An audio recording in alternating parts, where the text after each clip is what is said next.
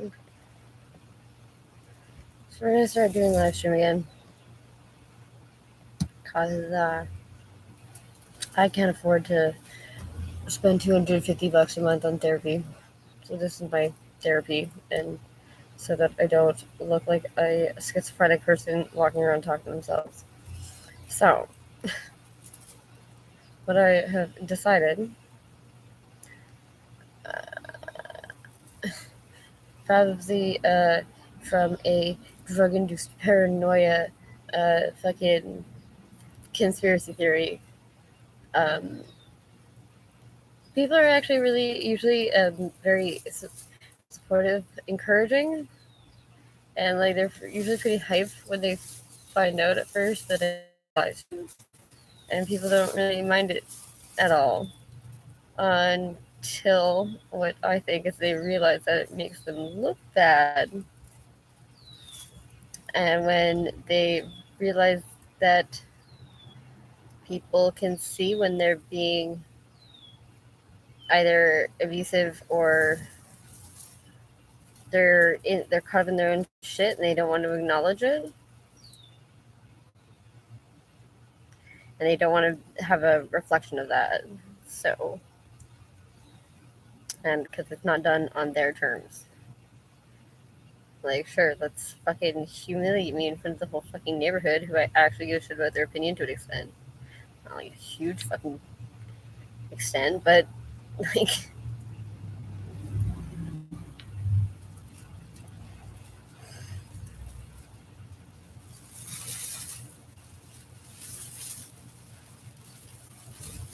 And that's when it starts to become a problem.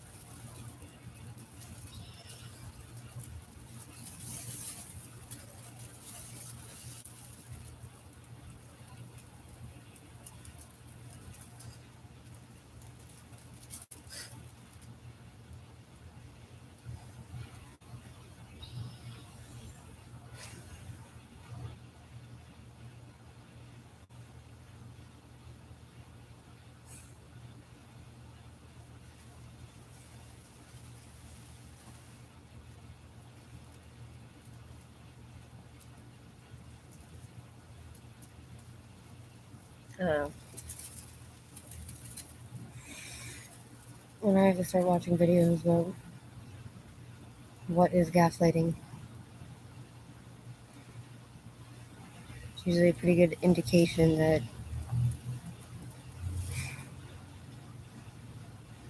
someone's gaslighting. So.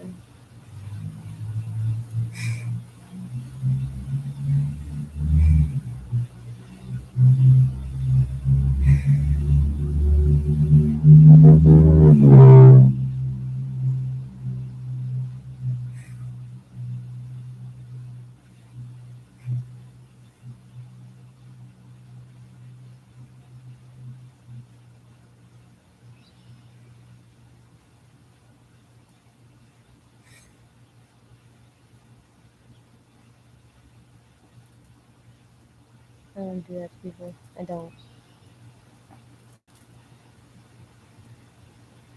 People tell me if someone tells you a weakness or vulnerability they have in confidence, and later on being in an argument and using that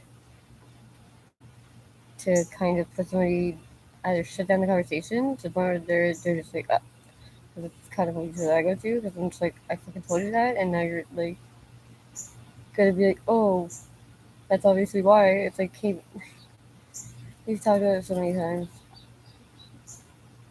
that maybe people are just telling me what I want to hear at the time, but how much I have been reason for no honor among thieves.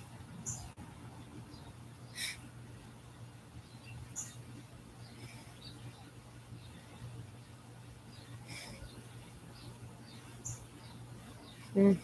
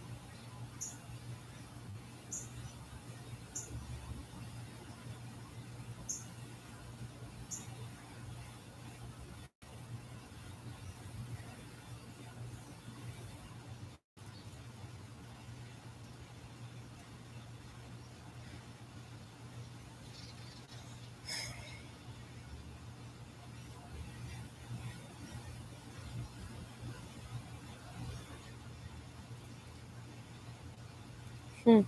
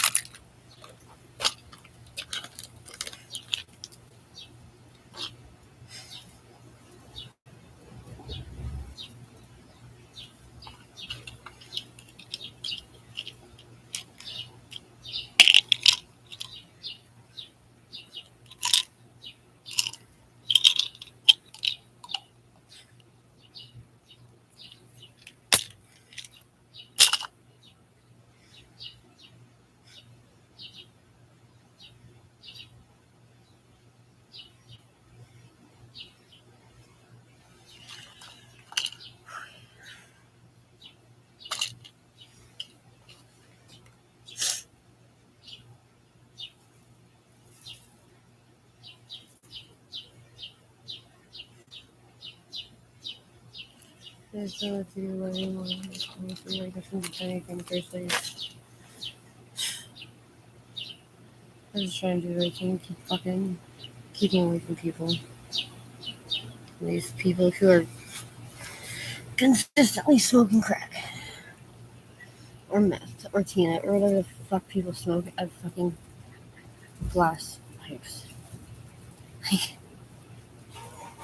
I don't know how the fuck this is gonna happen. How is it? Everybody that is still alive that has not died from a drug overdose at this point. And now, like, I guess at the time it was a better alternative, but now they just want to fucking kill themselves. Like, all of them. Or they want to kill each other.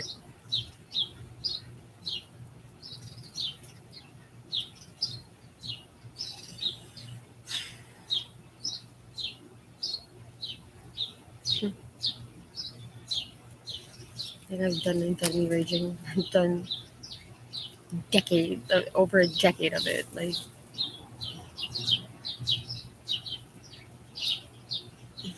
I used to tear my hair out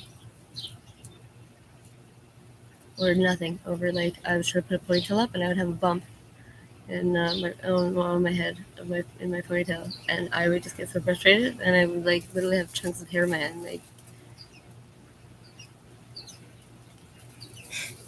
used to dig my nails into my arm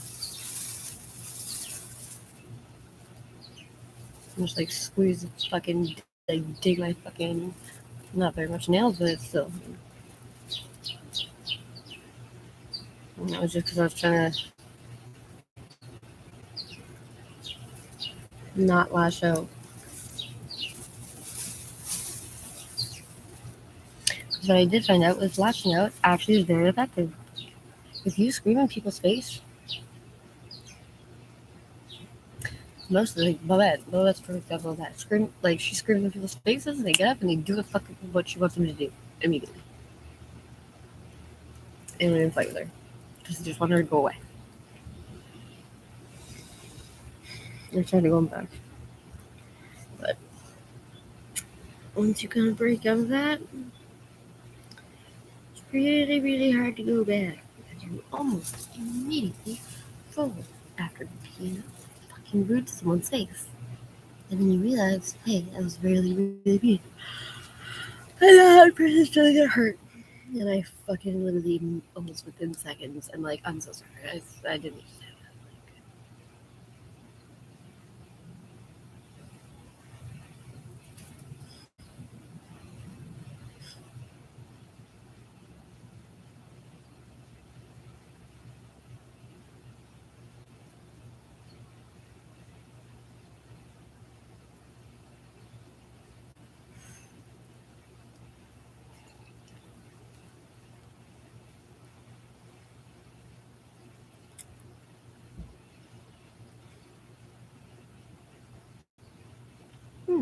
That's another thing.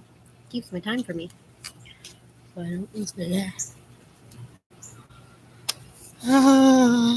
I go back to sleep. I'll go sleep in my car some more. Fuck, I miss my truck.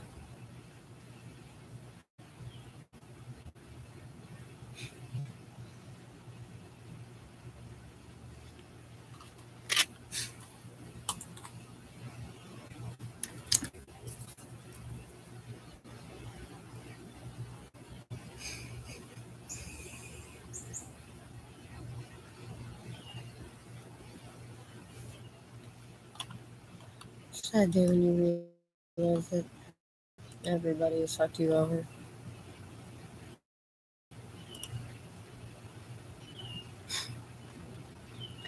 So I don't make accusations, even if someone has come and ratted them out.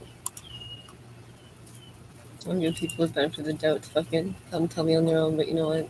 Like,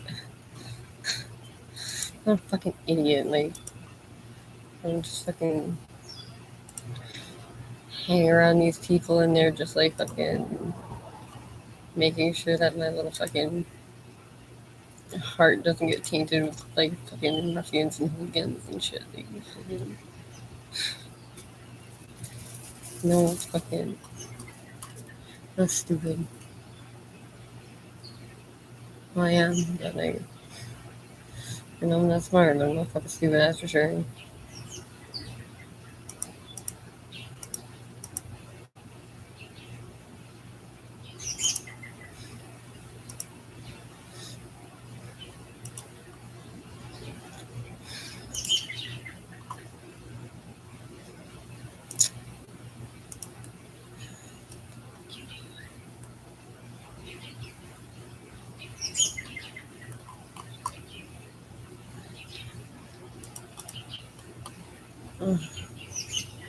Uh,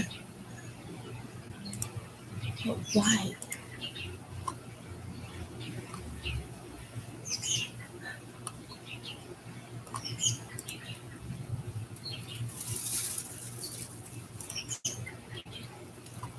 Oh my fucking god.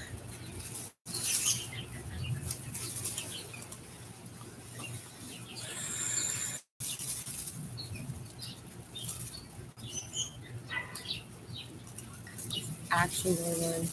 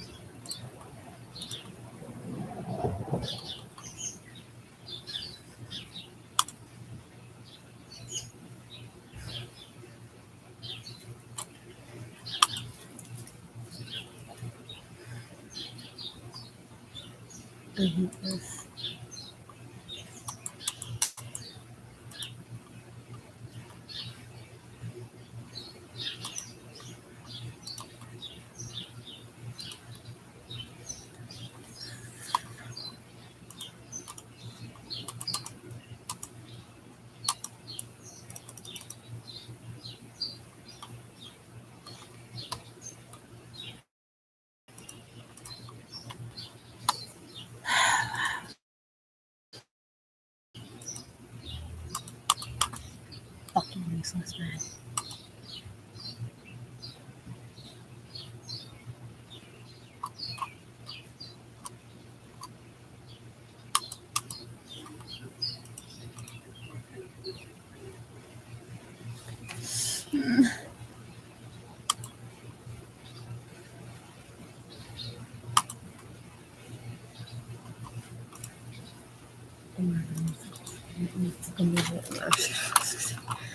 Oh my god, okay.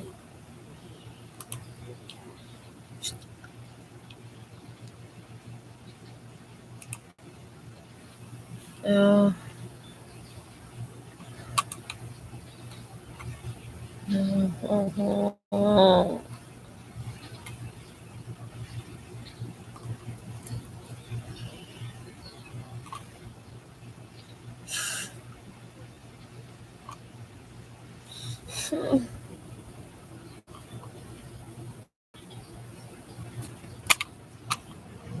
Like, why?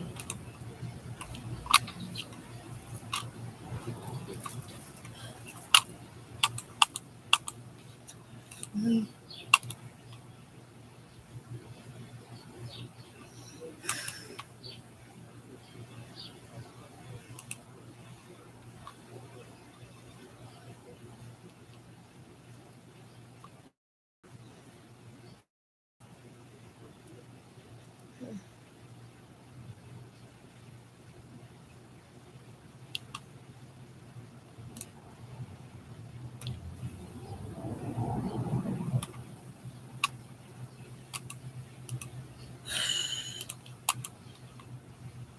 okay.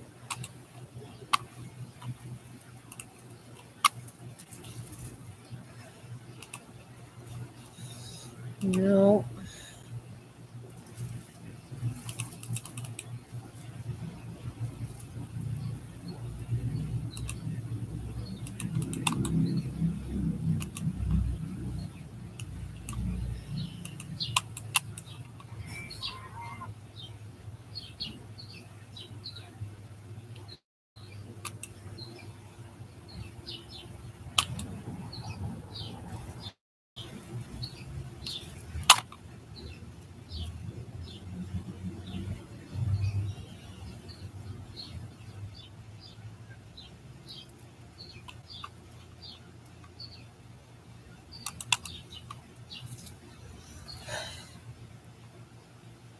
The fuck?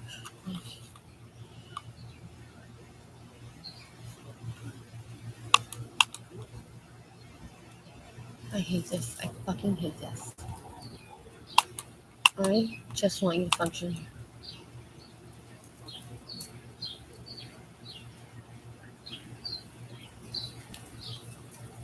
Fucking supposed to be.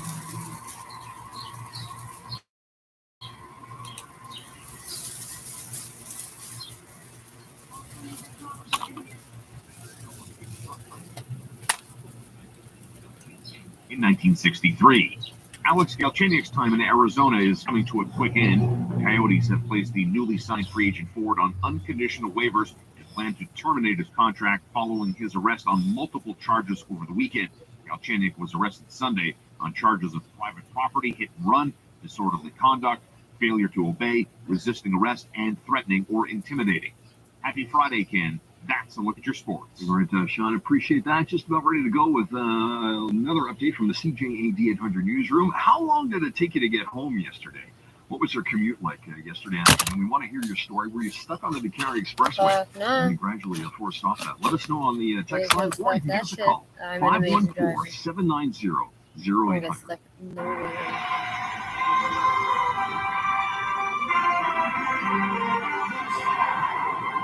Good morning, it's 8 o'clock. I'm James Foster with your CTV News Update. It is going to be a really nice day today, and a good thing, too, because some people have got to spend the day outside cleaning up after yesterday. It is 19 degrees downtown. Your weather details are in moments. Here's what is making news. Hydro crews playing all kinds of roles as they try to get customers back up on the grid. Montreal is going to be cleaning up more than 300 branches and down trees. Oh, and when your attempt to stop crime makes the community worse off. Oh, for fuck's sake. Those stories and more coming up, but first it's the latest from They your get paid $30 an hour to traffic walk center around with Debbie picking up Marcellus. sticks. Well, we're looking at a very So light drive on the hard. Trans-Canada and Highway 20 where we have power outages. The traffic lights are not working, and so you do need to make your stop and wait your turn. We also have some debris on the roadways to look out for. A stalled vehicle on DeCarry northbound at Côte St. Catherine, and that's in the right-hand shoulder, not affecting the drive too badly. It's nice and light on DeCarry northbound. It just slows Jean Talon to the top. On the Met westbound, stop and go traffic from P9 into DeCarry and to 25 south for the Lafontaine Tunnel. You're losing about 20 minutes in the traffic from Sherbrooke as you merge into one lane toward the South Shore. The XO4 commuter train and from Candiac is running 15 minutes late this morning. Kids need sports. Jumpstart needs you. Help families across Canada overcome financial barriers to sport and play. Donate today at jumpstart.canadiantire.ca. Traffic and transit every 15 minutes on CJAD 800. Your next report at 8:15.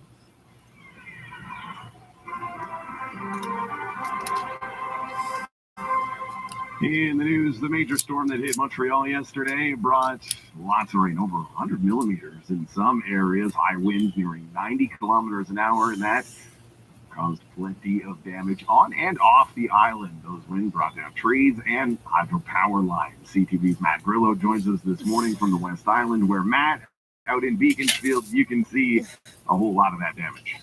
Yeah, pockets Yeah, of because the only place that has fucking absolutely trees left that are slammed by fucking the bigger storm. than Big trees are what, down, 8 including tall. on Fieldfair Avenue. But The they're tree not took trees, out so the it's not hydro little pole, trees. and the damage is significant. I That's spoke what to people resident Eric Graff. He lives right next door to where this tree toppled over.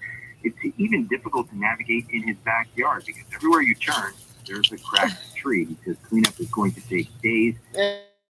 I know, it must be so hard when your yard is so big and there's so many branches you gotta pick up. Power at this point, and hydro crews will have their work cut out. Here's more from Constance Nabe, Hydro-Quebec spokesperson. We have more than 1,000 outage to restore. That means that we have to send our crews at more than 1,000 different places with specialized workers, planters for poles. So it's a hard day that's ahead of us.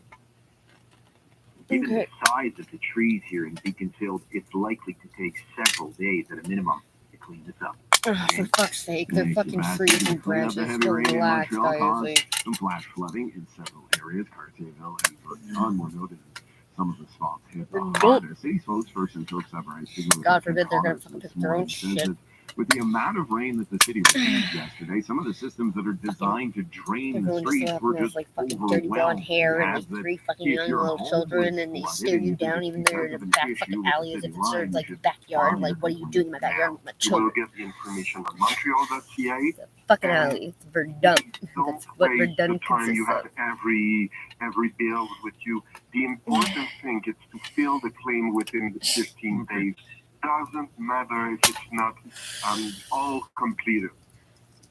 Now, as Environment Canada works to confirm the reports of funnel clouds and potential tornadoes in several parts of the province yesterday, it has confirmed that the system brought 2 down to land, one near Ottawa and the other in Mirabel. Environment Canada confirmed 1 twister touchdown in the Ottawa area just after noon in Half-Moon Bay, a neighborhood in the suburb of Barhaven, damaging about 125 homes.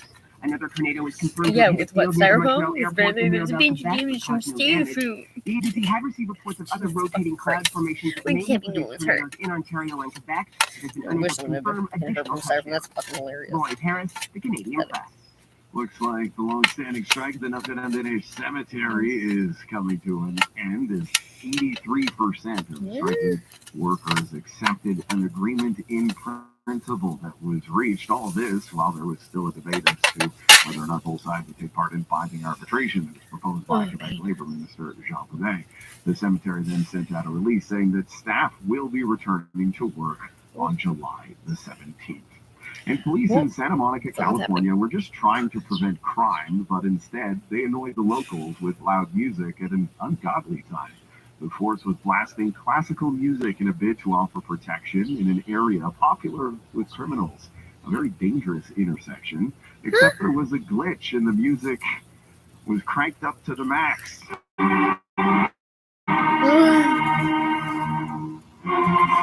fuck you talking? After the flood of complaints, the city gave the idea of the axe. Residents were furious after their night without sleep. They had plenty more to say, but if I say it, I'd need a censor beat. For all your news during the day, stream us on your smart speaker to say play CJAD 800. Your next CTV News update. So confused.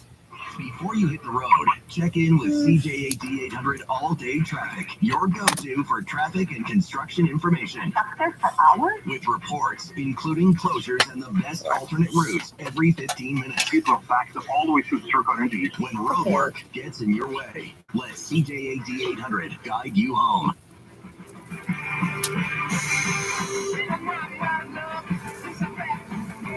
Oh, please, you're gonna be crying.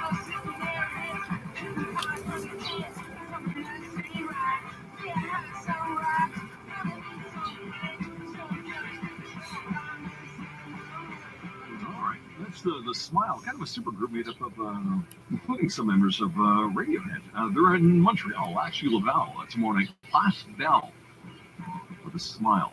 A little more on what's happening this weekend with Sarah's Weekend List coming up in a few minutes here on the Friday edition of the Undercard Morning Show, 8:07. Your CJAD 800 Dormy forecast for the weekend and for the day ahead. We have a nice Friday in store. It's a beautiful start to the day. 20 is the current temperature. We're looking at a high today at 26, mainly sunny at 26 today. Overnight low tonight will be 19 tomorrow. Another nice sunny day on the way. Enjoy it. Thank you. I will. Tomorrow night. So Saturday is looking sunny at 28. Then tomorrow night we have showers and a low near 20 overnight. And that's, those clouds and the showers stick around Sunday. Sunday is going to be a rainy day. A high of 24. Monday, Tuesday to start the work week, mix of sun and cloud. Maybe more cloud than sun, actually, with highs around 27, 26 for Monday and Tuesday, and a 60% chance of rain. Right now, they're telling us in the forecast for Monday and Tuesday. Want to know what your commute was like yesterday? You can text in or call in at 514-790-0800. I was on the 20 West, and the SQ backed me up to the bus taxi lane and sent me east. I ended up taking the Champlain Bridge to the 30 to get to Vaudreuil. 3 hours from Ontario Street East. From Steve. Oh, fuck, hey, you went all the way up and to the left. That's fucked up. Hi, it's Caroline of Beauce-Bon. And Michael. And guess what? What? No, not you, Michael. You already know. Oh, right. You know how other companies have these great promotions, but with conditions, like for new customers only or for a limited time? Well, our promotions are for all of our customers. Please, All of them. And since Beauce-Bon is not subscription-based, there's nothing to cancel. Just order whenever you want. It's that simple. Dinner's always ready. With Beauce-Bon. BONCBON.com. Have you ever encountered sales pressure? This is Federally of Canaan Federally Funeral Homes. Without pressure tactics, you will only encounter helpful staff truly sensitive to the needs of your family, staff that has been part of our family for many years. Canaan Federally, recipient of the Consumer Choice Award from 2021 to 2023. For information, call 514-481-5301 or visit canefederally.com. Find everything you were looking for? I sure did. What? Oh, those are the Inspire points. You earn them with your extra offer, just for you. Nation. That's a lot. And with this bottle, how many do I get? Let's see. It's raining Inspire points at the SAQ. Oh, fuck off. I'm fucking done. Oh my god, you guys are unbearable.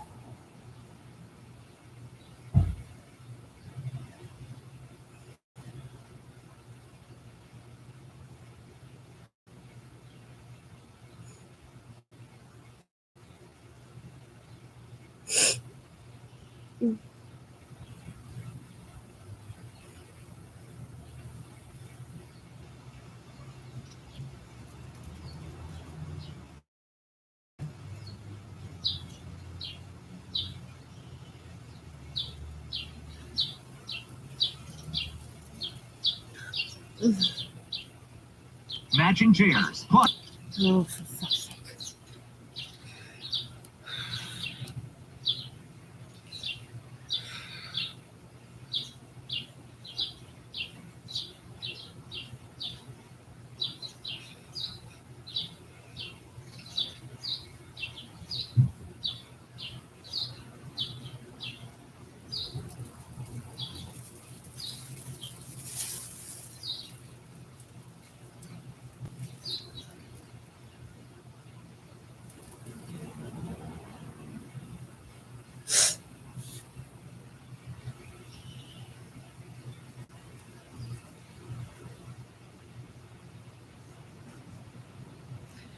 to make a good decision. It's just solely mine alone.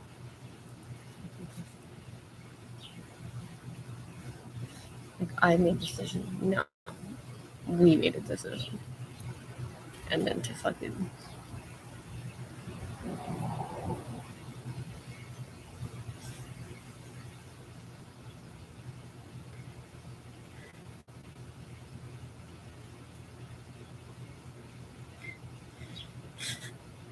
And to go back and use that as fucking ammunition, that's fucking bullshit.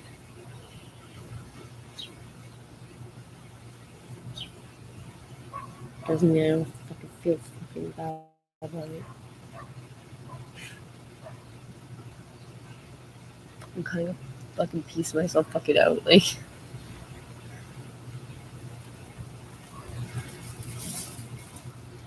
Possible that it'll fucking never happen again either. Like, this could have been a fucking one-off fluke, like... You never know. It's not fair to everybody, though. It's not fair to me. It's not fair to him. It's not fair to anybody who supports me, which would be dumb. And who sure as shit not fair to fucking having a kid start off as a fucking selfish, someone who's selfish and just like, as much as I want to fucking fill that fucking void of sadness, like, nothing fucking use somebody else. Like, you have to do the right thing and fucking get clean. It's not a problem. Doing things is a fucking problem.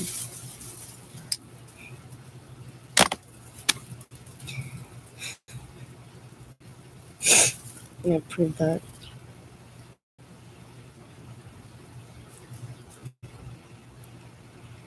Everyone else was stoked. And I had never been so fucking miserable. Because to me, Adderall is the same thing. Like, if people want to say that is the equivalent, I guess I'll take it. But to me, even that did not feel like the satisfaction reward thing like it did for everybody else, even though it's me that has the issue. I'm glad I can make everybody else feel fucking better. Determined already because of climate change. It's just going to exacerbate the extreme weather that comes with that. So I think we're going to see more of that.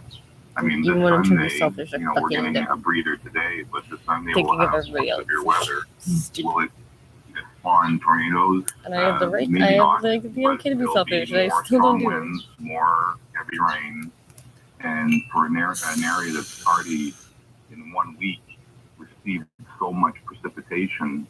I'm thinking about agriculture. I'm thinking about tourism. It's a very tough year for everyone. So right now you've got your eye on Sunday.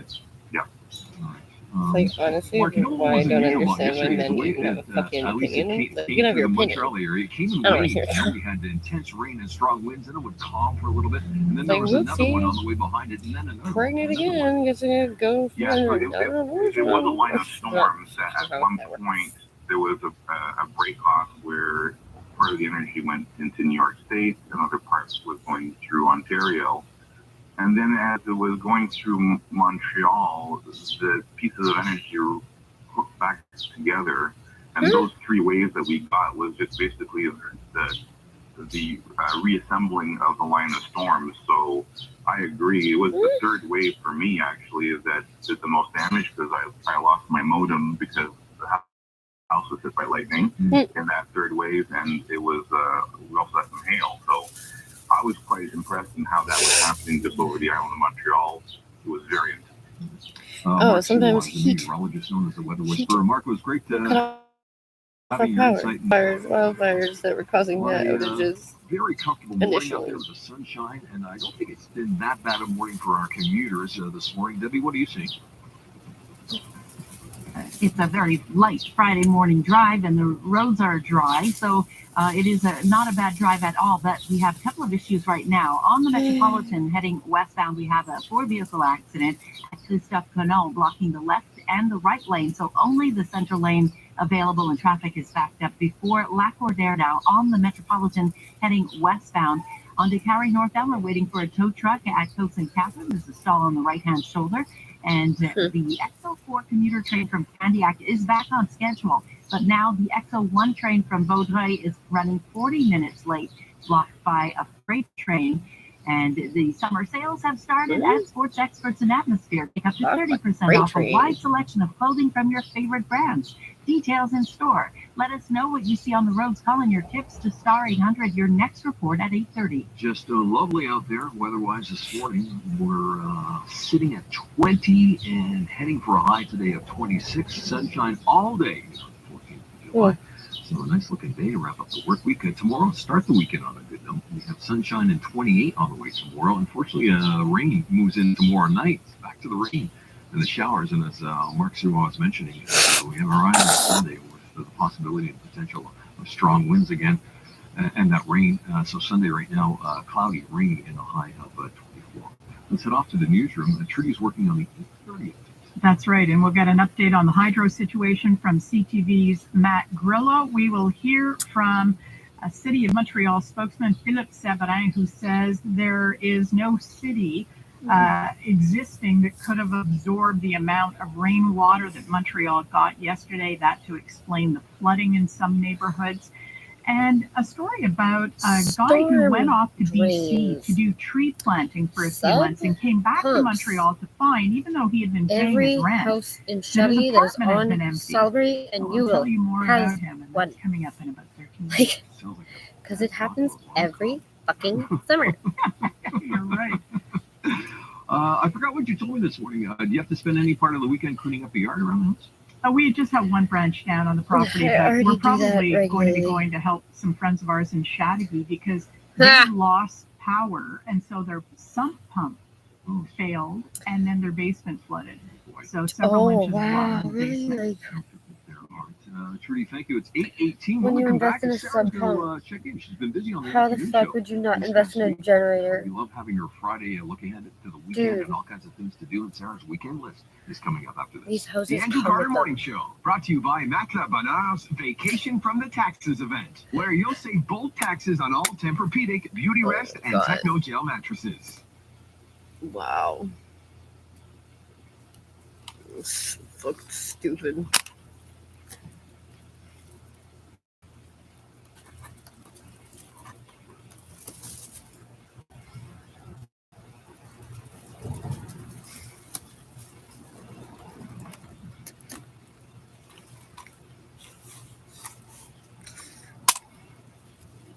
Windows Explorer.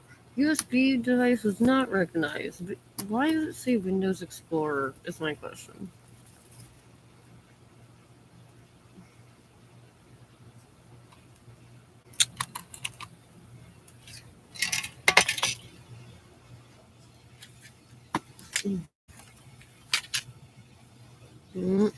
What's up?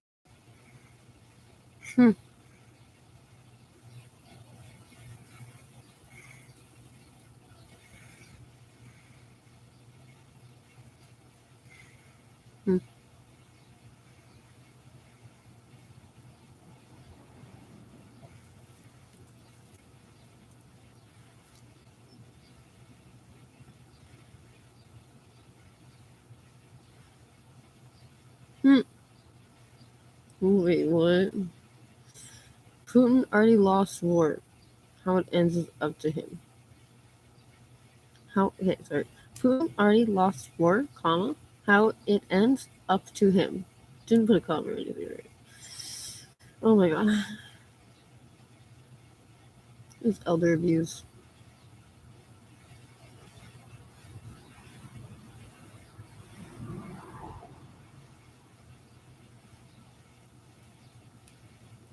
Mm.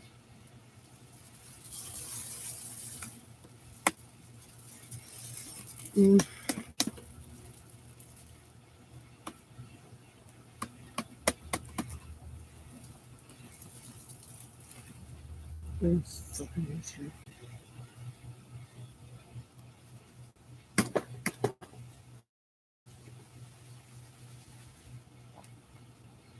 Fuck.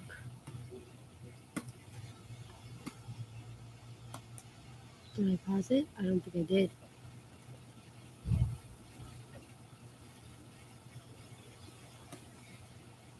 I hate this shit.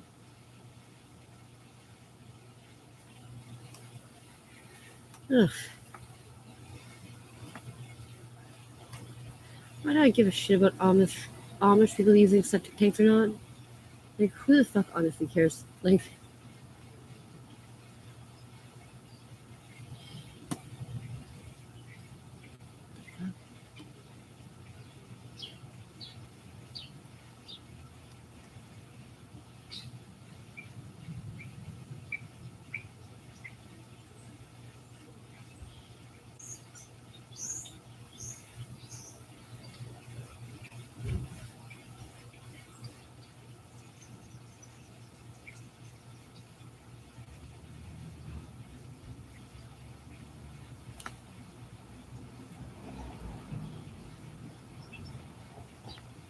yeah, that's fucking stupid. Oh, fuck me. I'm coming.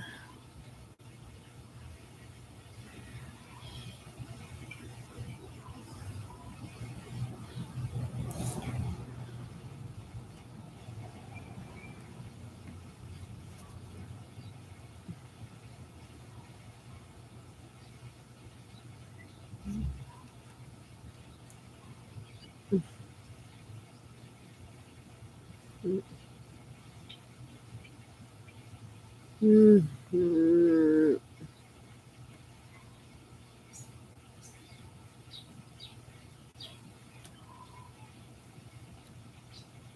Mm-hmm.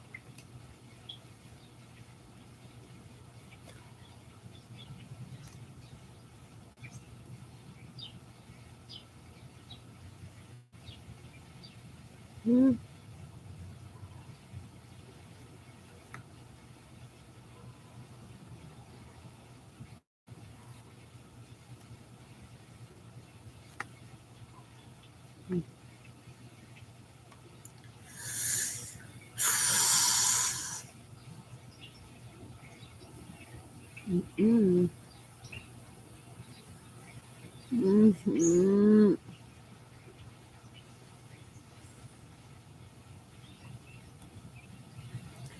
Oh my god, I so don't care.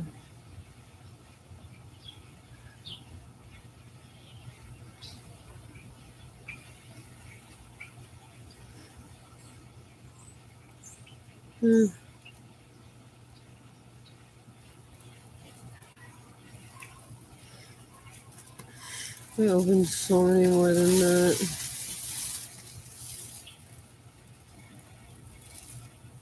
This beer is fucking suck ass.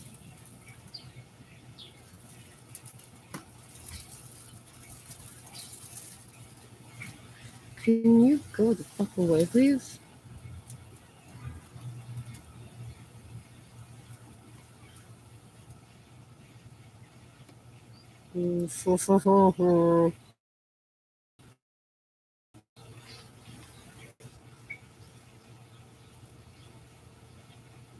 Watching the lightning and the rain come down. Ken, thank you so much for calling in to the show yesterday to give us your update. I was worried about you, but then to walk out after 6:30 and there's sunshine and bright skies, it was the real. Well, you and Dan Delmar certainly hit the ground running yesterday as of 2 o'clock. We were basically on storm watch, and with the help of our listeners, get there Way earlier than good that. job, and have a great weekend.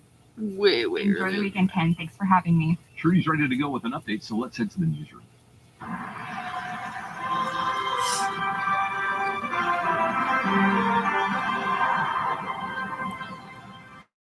Imagine why they need so many fucking lights on all the time.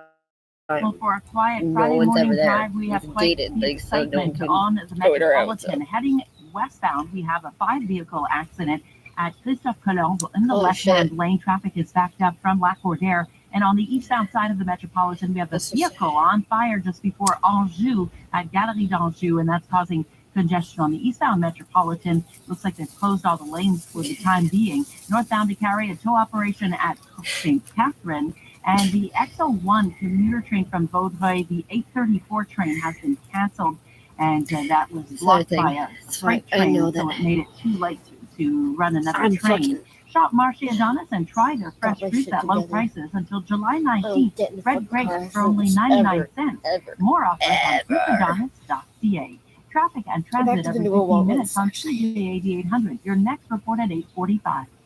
I hate those fucking stupid things in front of parking spaces. In the news, the mopping Fucking up after stupid yesterday's powerful storms is being complicated in some neighborhoods by the fact that so many homes and businesses are still without electricity. 200,000 of them across the province. CTV's Matt Grillo has been checking out the storm damage and power situation on the West Island, and he joins us live with an update. And Trudy, it looks as though the number of people without power continues to slowly climb, at least on the island. Montreal now at 85,000 homes without power. Some of those are in Beaconsfield, where a big chunk of the community has been without power since yesterday afternoon. There are some trees, some big trees that toppled over on Field Fair Avenue. A tree took out a hydro pole, and this happened right next door to Eric Graff. He says his home did not sustain any damage, but there are a lot of trees on his property and his neighbor's property that have fallen, and it will take a long time to clean it up. Of course, there's a cost to that, as well as a cost to replanting trees afterwards. We cost a lot of money because you cannot replace the tree like that. And second, there's no insurance for that. There are also other areas in Beaconsfield where trees have fallen, including on Lakeshore Road, where a tree is blocking traffic. Trudy? Thanks, Matt. The head of the community group Resilience Montreal tweeted earlier this hour that the operation was devastated by the storm. Nakuset is appealing for volunteers to help with the cleanup as well as cleaning supplies. She says Resilience will also need donations of food and clothing. Some people in the region saw their basements flood during yesterday's torrential rain. Others found themselves driving through inches or in some cases several feet of water on streets and highways. City of Montreal spokesman Philippe Savarin says no city's infrastructure could have absorbed what fell in such short a time. We got, in 2 hours, 75 millimeters of rain. Normally, for all the month of July, we normally have to deal with 90 millimeters. So imagine yesterday, it's kind of getting all the rain of all the month in 2 hours. Seba says if your building flooded, you should contact your insurance company. And if you think a city fault may have contributed to the situation, you should file a claim immediately. You have just 15 days to get the initial documentation in. Environment Canada says although funnel clouds were spotted yesterday in Valleyfield and Vaudreuil, only one confirmed tornado touched down in the province in Mirabel, north of Laval. There was some property damage there, but no injuries. In other news this morning, there is a report that Quebec is preparing to boost medical school admissions in order to address the doctor shortage. The Journal de Montréal says 400 new spots will be opened up in medical programs over the next 3 years. That would bring med school enrollment at Quebec universities to 1,400 students a year. And a Montreal man is hoping for compensation after he returned home following 3 months of working outside the province. to find his apartment had been empty. Justin Roy-Brousseau tells La Presse his landlords, a couple with a limited understanding of French, misinterpreted the situation when he vanished for those 3 months, and then his girlfriend went off on a trip of her own. She left him a note on the kitchen table that the landlords took as a Dear John letter. They concluded that the pair had run out on their lease, leaving behind their belongings. It didn't help that Roy-Brousseau was a week late in paying July's rent. The landlords kept some of the furnishings and valuables, put the rest at the curb, including some with sentimental value. The pair are back in the apartment in Rosemount-La Petite Patrie, but are awaiting an offer of some compensation from the owners. For all the news during the day, stream us on your smart speaker. Just say, play CJAD 800. Your next CTV News update is at 9 o'clock. When news breaks, be the first to know with CJAD 800. The central bank says the rate hike was prompted by elevated demand in the economy and strong underlying inflation pressures. Its updated economic projection suggests it will take longer to get inflation back to the 2% target. Get it first on Instagram and Twitter. Email to your inbox and on News Talk Radio. CJAD 800. We got a love like we've never been. We got a life like we've never been burned. And after all of the lessons we've learned, we're gonna make this a beautiful world. A beautiful world. Listening to voice there, Michael Bolton. He's still around. And he's got a new album coming out today called Spark of Light. 8:37. Trudy, have a wonderful weekend. You too. Always delightful working with you, Ken. You as well, Trudy Mason. In the newsroom, I'll be back on Monday as Andrew enjoys more vacation time. We're not done yet, though. We have a second breakfast ready to go. More on that in a second. But weather-wise, we're looking at a pretty nice day today. It's been a great start to the day. Very comfortable out there. 20 right now. High today is going to be 26. Mainly sunny all day. There's Friday for you. Saturday, tomorrow, another nice day. Good start to the weekend. Tomorrow, sunshine all day and a high of 28. Unfortunately, we have some showers in the forecast for tomorrow night. Rain for Saturday evening, and then that sticks around Sunday. Sunday, rain and a high of 24. Right now, Monday and Tuesday looking long range, 5-day outlook, cloudy, bit of sun, 60% chance of showers on both Monday and Tuesday with highs in the upper 20s. A second breakfast chat with Brenda O'Farrell and Elias Makos. That's coming up next. If we were librarians, we'd be really good at it. But at IVE Solution, we sell and install hot water heaters, and we're really good at it. Yeah, it's true. I'm just... But... IVE Solution, we get it done. And now we even install heat pumps and charging stations. Honey, you won't believe it. I just came back from Bain Depot and found a $59 faucet. Ben voyons. A $99 toilet. Ben voyons. And a bath for $499. Ben voyons. It's the Ben Voyons event at Bain Depot. Save up to 60% on over 170 products. Free delivery on fixtures and faucets and on purchases of $1,500 or more. For more details, visit BainDepot.com. To my left, you can see the Petit Champlain, the oldest commercial street of Quebec City. A little further on, La Citadelle of Quebec. Now, I've really saved the best for last. Take in Tanguay, the most famous Quebec City furniture store. But there's one in Sherbrooke. And in Montreal, too. Even Get Snow has one. I want my money back. Me, too. So I can go buy that lamp. Tanguay is opening 11 new stores across Quebec. See you at home. So many Quebecers suffer from back pain, which, when left untreated, can result in a loss of quality of life. The Quebec Chiropractors Association invites you to learn more. Visit chiropractic.com for more information about the practice. You can find tips and advice for daily activities and where you can find the chiropractor closest to you. Be well informed. Prevent injuries. Live your life to the fullest. Pain changes everything. Chiropractic care changes pain. Good morning. In for Andrew Carter, Ken Connors, CJAD 800. Elias is admonishing me for going out during the storm. But you know what? I guess you did it for the content, because then I heard you were on CJD yesterday afternoon giving us a report. So, it was worth it. Keep it up, Ken. Go out in all dangerous situations. No, it's just a little local drive in our neighborhood to go to a pharmacy in between waves. Yeah, there was the 2 waves. Very true. Yeah, even a third one. Did you get caught in any of that? I was at home. Yeah. I enjoyed the afternoon listening and looking out the window to the storm. It was, quite soothing at times. I'm looking at social media and seeing people going through situations that were much more difficult than looking out a window into a storm. So I saw that as well.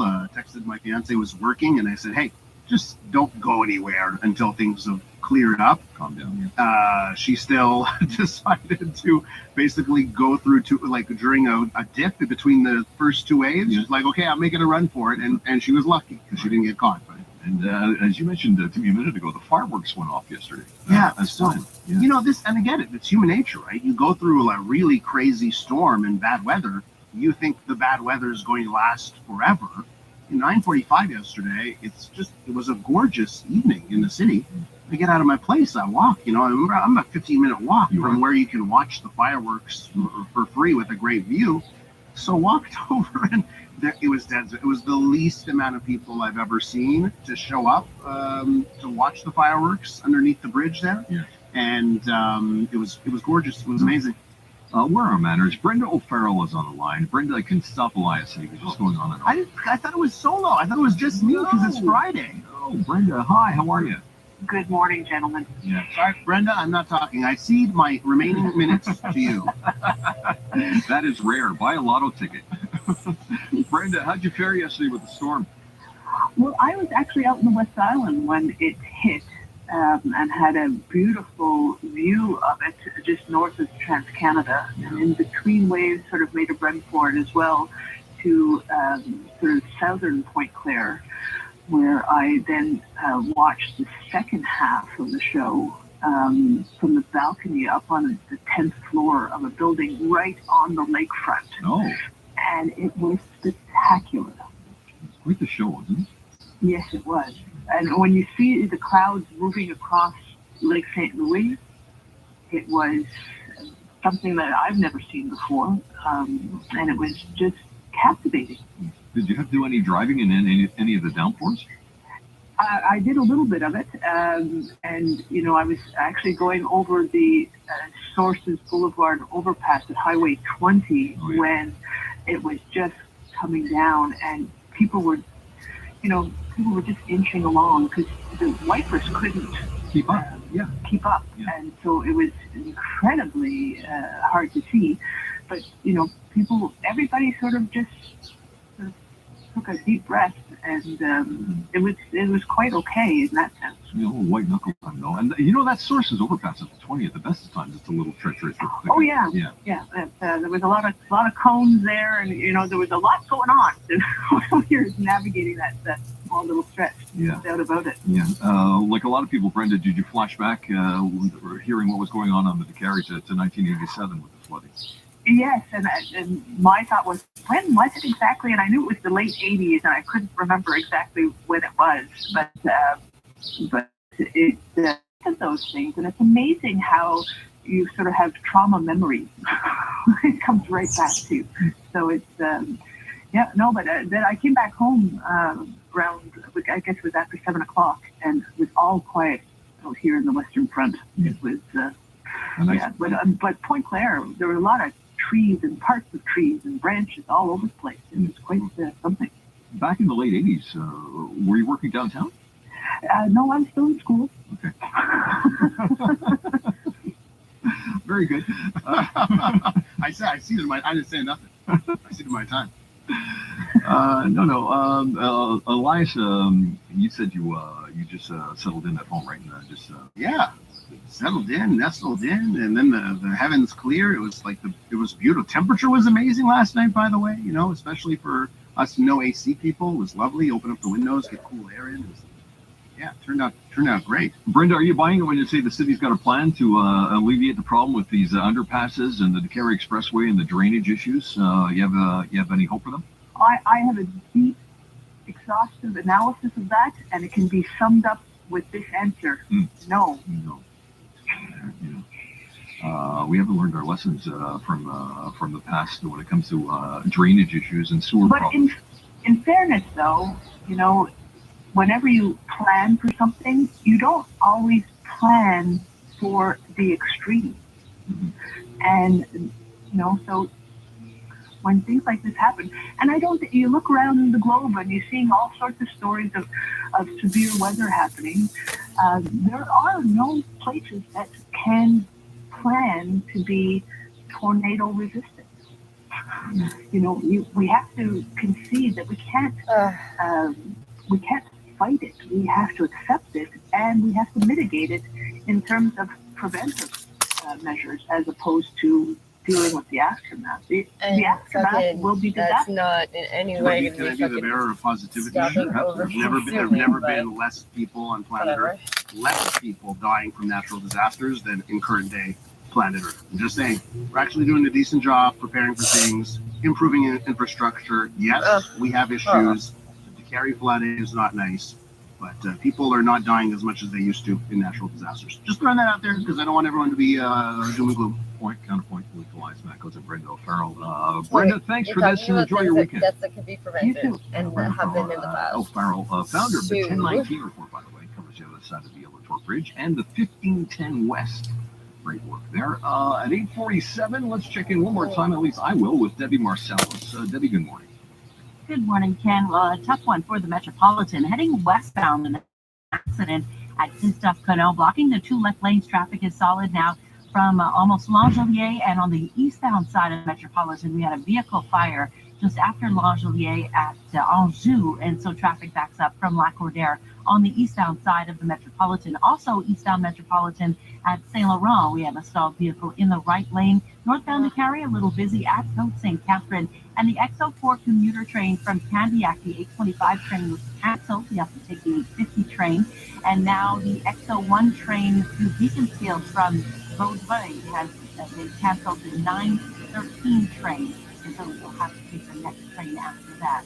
The summer sales have started at FX with the Atmosphere. Take up to 30% off a wide selection of clothing from your favorite brands. Details in store.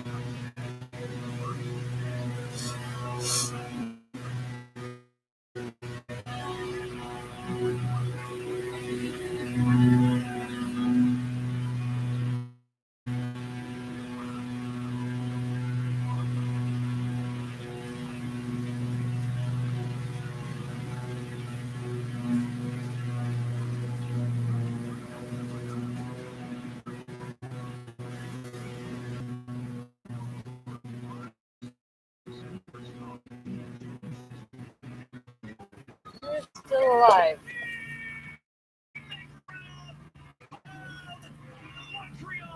When you need to know, when you need to get it off your chest. The sport of baseball is incredibly healthy for all the complaints about the on-field product, as I've complained about. It's a license to print money. Montreal's Major League Sports Talk lives on TSN 690. The Bell Direct app includes Crash Assist, which detects an accident the moment it happens and even offers you emergency assistance at the tap of a button. Okay, but what if I don't have an accident? Well, just keep on keeping on. Bel Air Direct. Or what if I just don't get insurance? Morning, it's Ken Connors for John and the team at Electrica. You know, one of the many reasons why they've been so successful at the company is the fact that they always answer the call. You can always reach them 365 days a year, and they're going to be working right through the upcoming 2-week construction holiday as well. They never take a day off. Electric has been recognized for their expertise and great customer service, something the team is very proud of. And in light of more homes without power after yesterday's storm, we're getting more calls about installing one of those backup home generators. They can do that for you. For any electrical issue at your home, inside and out, call them at 514-768-7778. That's Electrica with a K.ca. Gordon Ramsay is getting down to business, the business of food. He's pushing entrepreneurs to their limits to earn his investment. The person who I'll be investing in is an all-new episode of Gordon Ramsay's Food Stars, Wednesday at 9, only on CTV. Ready to embark on an electrifying adventure? Look no further than a Mitsubishi Outlander, available in gas or PHEV, the SUV that redefines excellence. Recently awarded the best midsize utility vehicle in Canada for 2023 by AJAC. This bold and sophisticated SUV delivers advanced performance, safety, and tech, plus peace of mind with its standard super all-wheel control and the best warranty in the business. With red-hot deals and plenty in stock, your award-winning drop starts with a Mitsubishi Outlander. Visit your local Mitsubishi dealer today for details. Conditions apply. At New Look, get 2 for 1 on designer glasses. Really? Can you get 2 different pairs? Yes. 2 pairs that are exactly the same? For sure. A classic pair with a funky pair? Yes. Well, what if we can't choose? You're a Libra, aren't you? Precisely. New Look, Gazette Long Optician. Traveling in the next few weeks? Don't forget to reserve your parking at Yule Montreal Trudeau International Airport. Hurry, parking spots are limited. Reserve online now at yule.com. You're listening to the voice of Montreal. News, talk radio, CJAD 800, an iHeart radio station. What's the difference between your dream backyard and your dream backyard with Compass's Mega Summer Clearance? Save up to 40% off patio furniture, up to $800 off gazebos and solariums, plus $1,500 off all jacuzzi hot tubs and heated above ground pools. And with many installation dates still available, you'll enjoy it sooner than later. Don't miss our best prices of the year.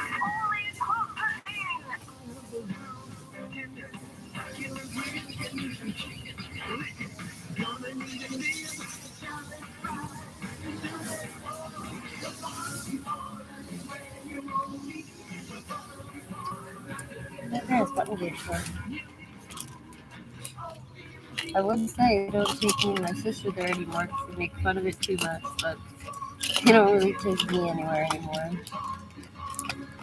It's just like freaking me out to come in here. There's fucking embarrassment. But Babel makes learning fun. Jim does that. Babbel's lessons They used to like me. 15 minutes, and soon you turn and realize, hey, I'm starting to speak another language. How's that? Oh my god, it's crazy. Speaking one more language. That means I can talk to other people. It's like, what am I going to talk Go to to people? Babbel.com to try for free. That's BABBEL.com. Babbel.com. When the time comes to choose a new Toyota, never compromise on quality. Buy or lease your new Toyota at Spinelli Toyota. It's time to Toyota at Spinelli Toyota. Lease the 2023 Crown XLE from $175 a week for 60 months at 8.49% with $0 down payment. The daring new hybrid offered at an all-in price from $48,464. Spinelli Toyota, the address of choice for all automotive services in Lachine and Pointe Claire. GCP Research is looking for candidates to participate in a study on chronic cough. Must be 18 years or over and have been coughing daily for over a year. Participants will be compensated for travel and expenses. For details, for 820. Your summer romance is here. 5 eligible partners are looking at a perfect match. Will love bloom for the right couple? Storming for Love. New episode Sunday at 7, only on CTV. The next Lotto Max jackpot is 65 million plus 8 Max Millions. A pachydermic jackpot. Pachydermic, large like an elephant, one that you could now go out and buy. The Andrew Carter Morning Show on CJAD 800. Filling in this week, Ken Connors. And by the way, this hour of the Andrew Carter Morning Show brought to you by The Amazing Race. New episodes of The Amazing Race Canada air Tuesdays at 9 on CTV, CTV.ca, on the CTV app. Just ahead of that great Jeopardy bit from Conan O'Brien going back to 2013. Here's comedian Greg Warren on when your dog is got doing his business on somebody else's lawn. My dad has this dog, and I can't have a dog because I travel all the time. But during the pandemic, I got to hang out with Red a lot. Shit. I love Red. So you do not have to say thank you. And she just starts yelling Obviously, it's a real problem over here. You know? She comes out, don't let him do that. Don't let him do that. Bushes, the other dog's gonna walk by and they're gonna smell it and they're pee on the bushes too. I was like, well, how do you know he started it? Like, my dog is not a leader, he's a follower. I saw my dog follow a bug right into a brick wall. He's not exactly capable of launching a movement. And by the way, those bushes have been there for 7 years, okay? You're telling me he's the first one in 7 years to ever pee on the bushes? I peed on the bushes 2 weeks ago. I didn't want to. I think that apparently they want to make it so that there's a dog park, and they're like complaining that the dogs bark too much at the dog park. Dug into the late night archives. Like, hey, well, from if we're doing that, then I could be like, so your kids can like just like, edit Alex Trebek's answers on I don't know, stop making banshee screaming noises like they're being fucking murdered. Jeopardy fan, I'm sure some Because of you are it's pretty sick of fucking having to put up with these kids and people fucking they're like, make me go, you're on a leash, you know, I'm holding this fucking leash in my hand. Been doing it a long time. I'm afraid he's starting People to are lose it. fucking such fucking little bitches. How about agriculture for 600, please? Israel's first openly gay golden retriever named Batman can swim 45 miles per hour like a drunk Czech immigrant. Makes sense. Looks like one too. Better let him out 1,200. Oh no! What? Canned pineapple chunks can be found in the middle part of Madonna's underwear because she carried this deadly disease. Go there again. What is the orange ruffy? In Catholicism, Jesus is a receptacle for holding pig's feet for a muscular, tan, bald guy whose name means liquefied meat. That is Prosecco. Back to you. Better let him out 1,600. Oddly, 3 inches wide and 18 inches long, Wolf Blitzer's banana dancer sparks bushfires that ravage millions of spooky women. Talking about cattle. Jeremy, 2 clues left up there. Let's talk Turkish for 200. Horses wear panties for the hearing impaired to communicate with those who don't understand musical chicken farmers like 50 Cent or Eminem. Is this supposed to be fucking funny? Or the Baltimore...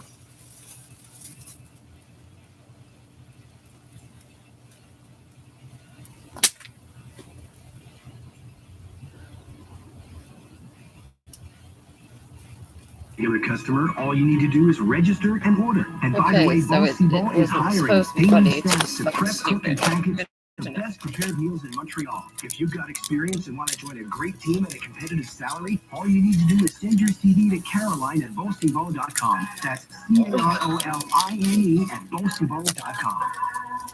JJ Cardinal Funeral Home is proudly family-owned and operated, having been in service to the community for over 50 years, helping families and loved ones navigate some of life's most difficult moments. They offer pre-planning services, comfortable and spacious visitation and reception rooms, cremation on site, as well as a unique columbarium that is integrated in their breathtaking chapels. JJ Cardinal Funeral Home. Let their family serve your family with understanding, compassion, and integrity. Call 514-631-1511 or visit jjcardinal.ca.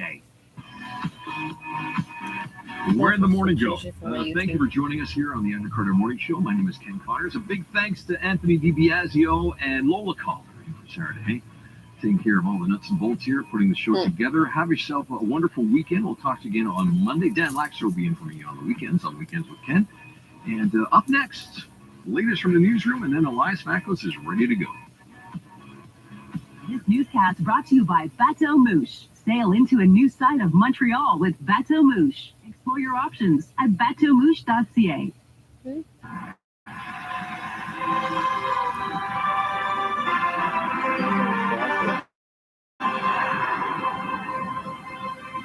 Good morning. It is 9 o'clock. I'm Trudy Mason with your CTV News Update.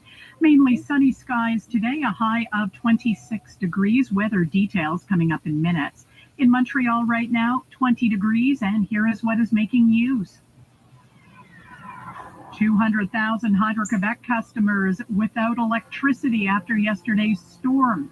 The community group dealing with storm damage and appealing for volunteers. And a partial end to the cemetery strike. With the latest from the CJAD 800 Traffic Center, here is Debbie Marcellos. Well, Trudy, we have a tricky drive on the Metropolitan heading westbound. We had an earlier accident at Christophe Colomb. Lanes are reopened, but traffic has to clear out from Lac-Cordaire. On the eastbound side, it's a stalled vehicle at Lacadie in the right-hand lane that's backing up traffic from the Décarie Circle. And then it slows from Pineuf through to Anjou, where we had a vehicle on fire. The fire is out, but the emergency crews are still on the scene. On Décarie northbound, it's just busy at Turcotte. And the XO4 and XO1 commuter trains have disruptions this morning. Shop Marché Adonis for fresh meat ready for the grill until July 19th. Chicken drumsticks at $1.79 a pound. Traffic and transit every 15 minutes on CJAD 800. Your next report at 9:15.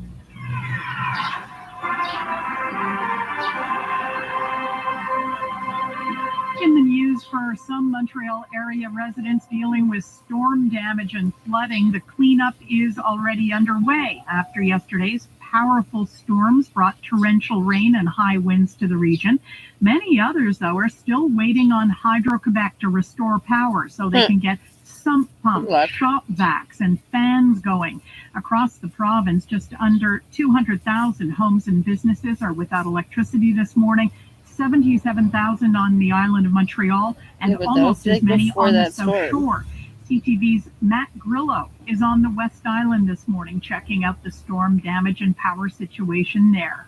It's quite the scene here in residential Beaconsfield. A tree on Fieldfair Avenue was completely uprooted, torn from the ground. It toppled over a hydro pole, and the neighborhood is without power.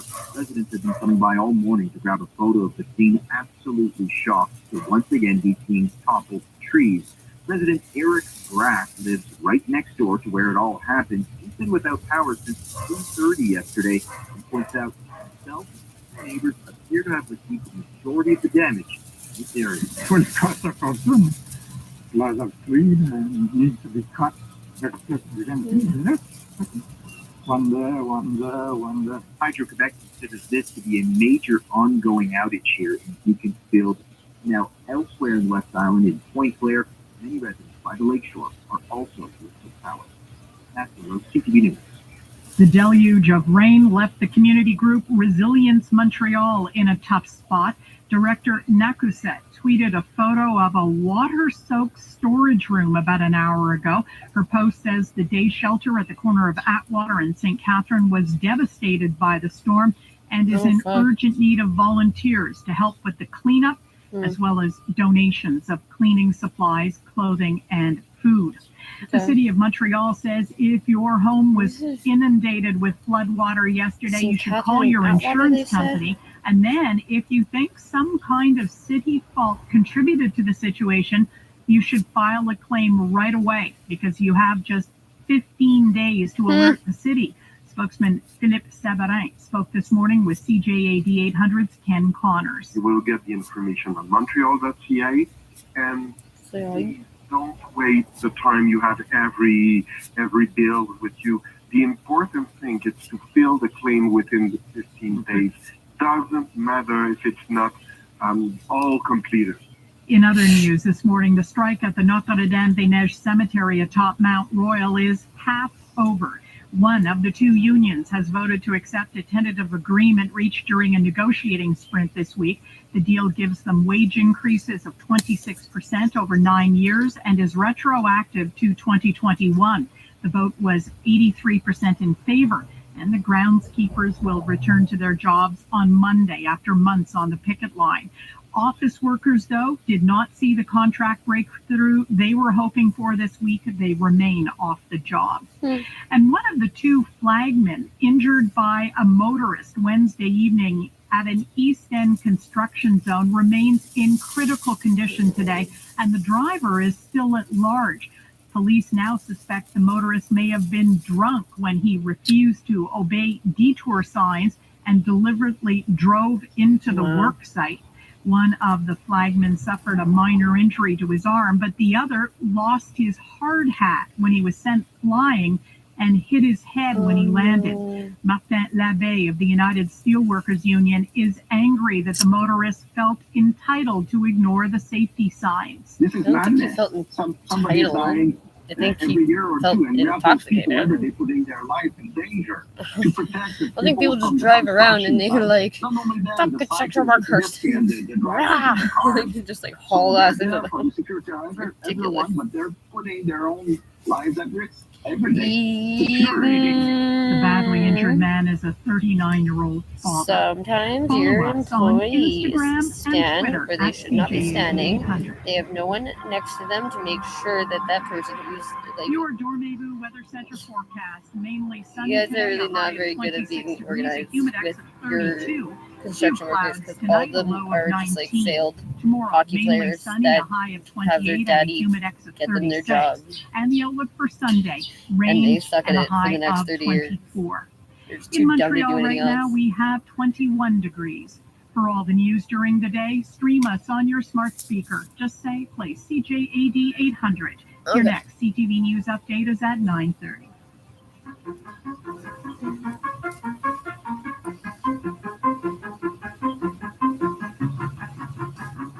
The Big Five on the Elias Macco Show. Brought to you by the LaPointe Investment Group of CIBC Wood Gundy. They can always be reached at 514-847-6324. Well, a happy Friday to you all. I hope most of you have your power back. For those of you who do not, thanks for tuning in on your smartphone or on your battery-powered transistor radio. Welcome to the Big Five on the Elias Macco Show. On today's Big Five, we'll take a look at that major storm and tornado.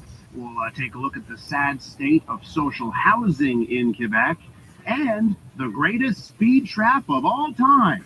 That and more lies ahead. Before we do that, let's give a shout-out. And the shout-out today goes to the 37th edition of the Nuit d'Afrique Festival. It is on now. The 3 outdoor shows begin next Tuesday, but the indoor shows have already begun. It runs between up until July 23rd, by the way. So a great opportunity to get your groove on, head into the beautiful Quartier du Spectacle in downtown area, and have a great time. Shout out to the Nuit d'Afrique Festival. Joining us on the Big Five, well, we've got 1 out of 2 so far. David Hertel is with us, former Quebec Liberal Cabinet Minister, Council at Baskin, and political analyst. I was going to say political activist, David. Some of the time, but I caught myself. But maybe some days it's apropos. David, we're waiting for Anne to say Dawson. Hopefully she can join us at one point. But for now, it's just me and you, and it feels like old times. It feels like our segment that we do on Mondays. So let's get to it here. First things first. Yesterday afternoon, the big storms that came in waves. First things first, how to go for you? I heard you on CJD yesterday afternoon. Your vantage point from old Montreal. Let me know what happened in your neck. It was strange. I mean, it, like you said, it came in waves. It was just bizarre because in a 15-minute interval, we went from perfect summer heat, sunshine to kind of looked like vapor, something actually, more than clouds. Wagnerian opera to something like half and half. It was bizarre. And when I was looking from my vantage point towards downtown, it was dark and menacing, and the old port was nice and sunny. Yeah, and then suddenly it just like cleared up out of crazy. nowhere. And actually, crazy, huh? I tried. You said it when it came in waves. So weird. I tried during these intervals to go out and walk my dog, and twice I got caught. We got totally drenched because I thought we had a shot at having a decent walk between these intervals, and we just did. I so thought we I just had a got shot completely at soaked. But it covering was the tents. in our neck of the woods, it wasn't as bad Twice as I elsewhere also in the got city. soaking And I'm wet. not too far from you, David. And in afternoons, sometimes I take it easy. And it was actually perfect for a nap, to listen to that storm, open up the windows and watch the storm. It was quite good. Now let's just take a look here at the bilan of Quebec, right? You know, we did see a confirmation that a tornado touched down in Mirabel. We saw some flooding of underpasses, some flooding of the Décarie. David, I'm going to ask you, when you look at yesterday and how our infrastructure handled it, I think it's an interesting debate to say, is the glass half full or half empty? Oh, someone's because I know some pocket people may can be take a half look. Hey, you know full, what? Yesterday or was an just example full in general. that our infrastructure Full is shit, full money, remarkably all the resilient. Not perfect, but remarkably resilient. Or you can say, look at that intersection. Look at that intersection. Is the glass is half empty? Where do you fall on that? Yeah, I think I'm on the glass half empty, half full position here, because I think I heard That's earlier both this morning- positions, Yeah, David. yep, That was yep, both thank positions. you. Yeah, Thank you I know, for but, calling that being out. a former political activist, that's what I do. But is it half full or half empty? We could have half an hour on that. But the idea here is that it was I think a City of Montreal spokesperson was on with Ken this morning, saying that yesterday we got 75 millimeters in 2 hours. And, the last July, we got 90 millimeters the entire month. You know what? If you guys had storm drains, can we really prepare for an or like extreme manholes of that for the water to magnitude? go back into For the example, fucking St. again, for the Lawrence, people, our listeners who you are guys out of didn't have to power, clean the fucking the streets debate, twice a and week. this is a real one, and this is where the glass But is what half would we empty. do with those What people about who fucking burying clean the power lines? We streets? talked They about need this after jobs. April. We talked about this many We times. have to pick up So you after do have a ourselves. It half seems empty like a lot. component there. Now, the other piece of this is that obviously places like the Carry and underpasses are gonna, when you have that type of volume in so little time, you're gonna have these events. But at the same time, I have to say, we know about this. I mean, when I was environment minister back in 2014, Elias, we were talking about the need to look at adaptation, especially in city urban planning.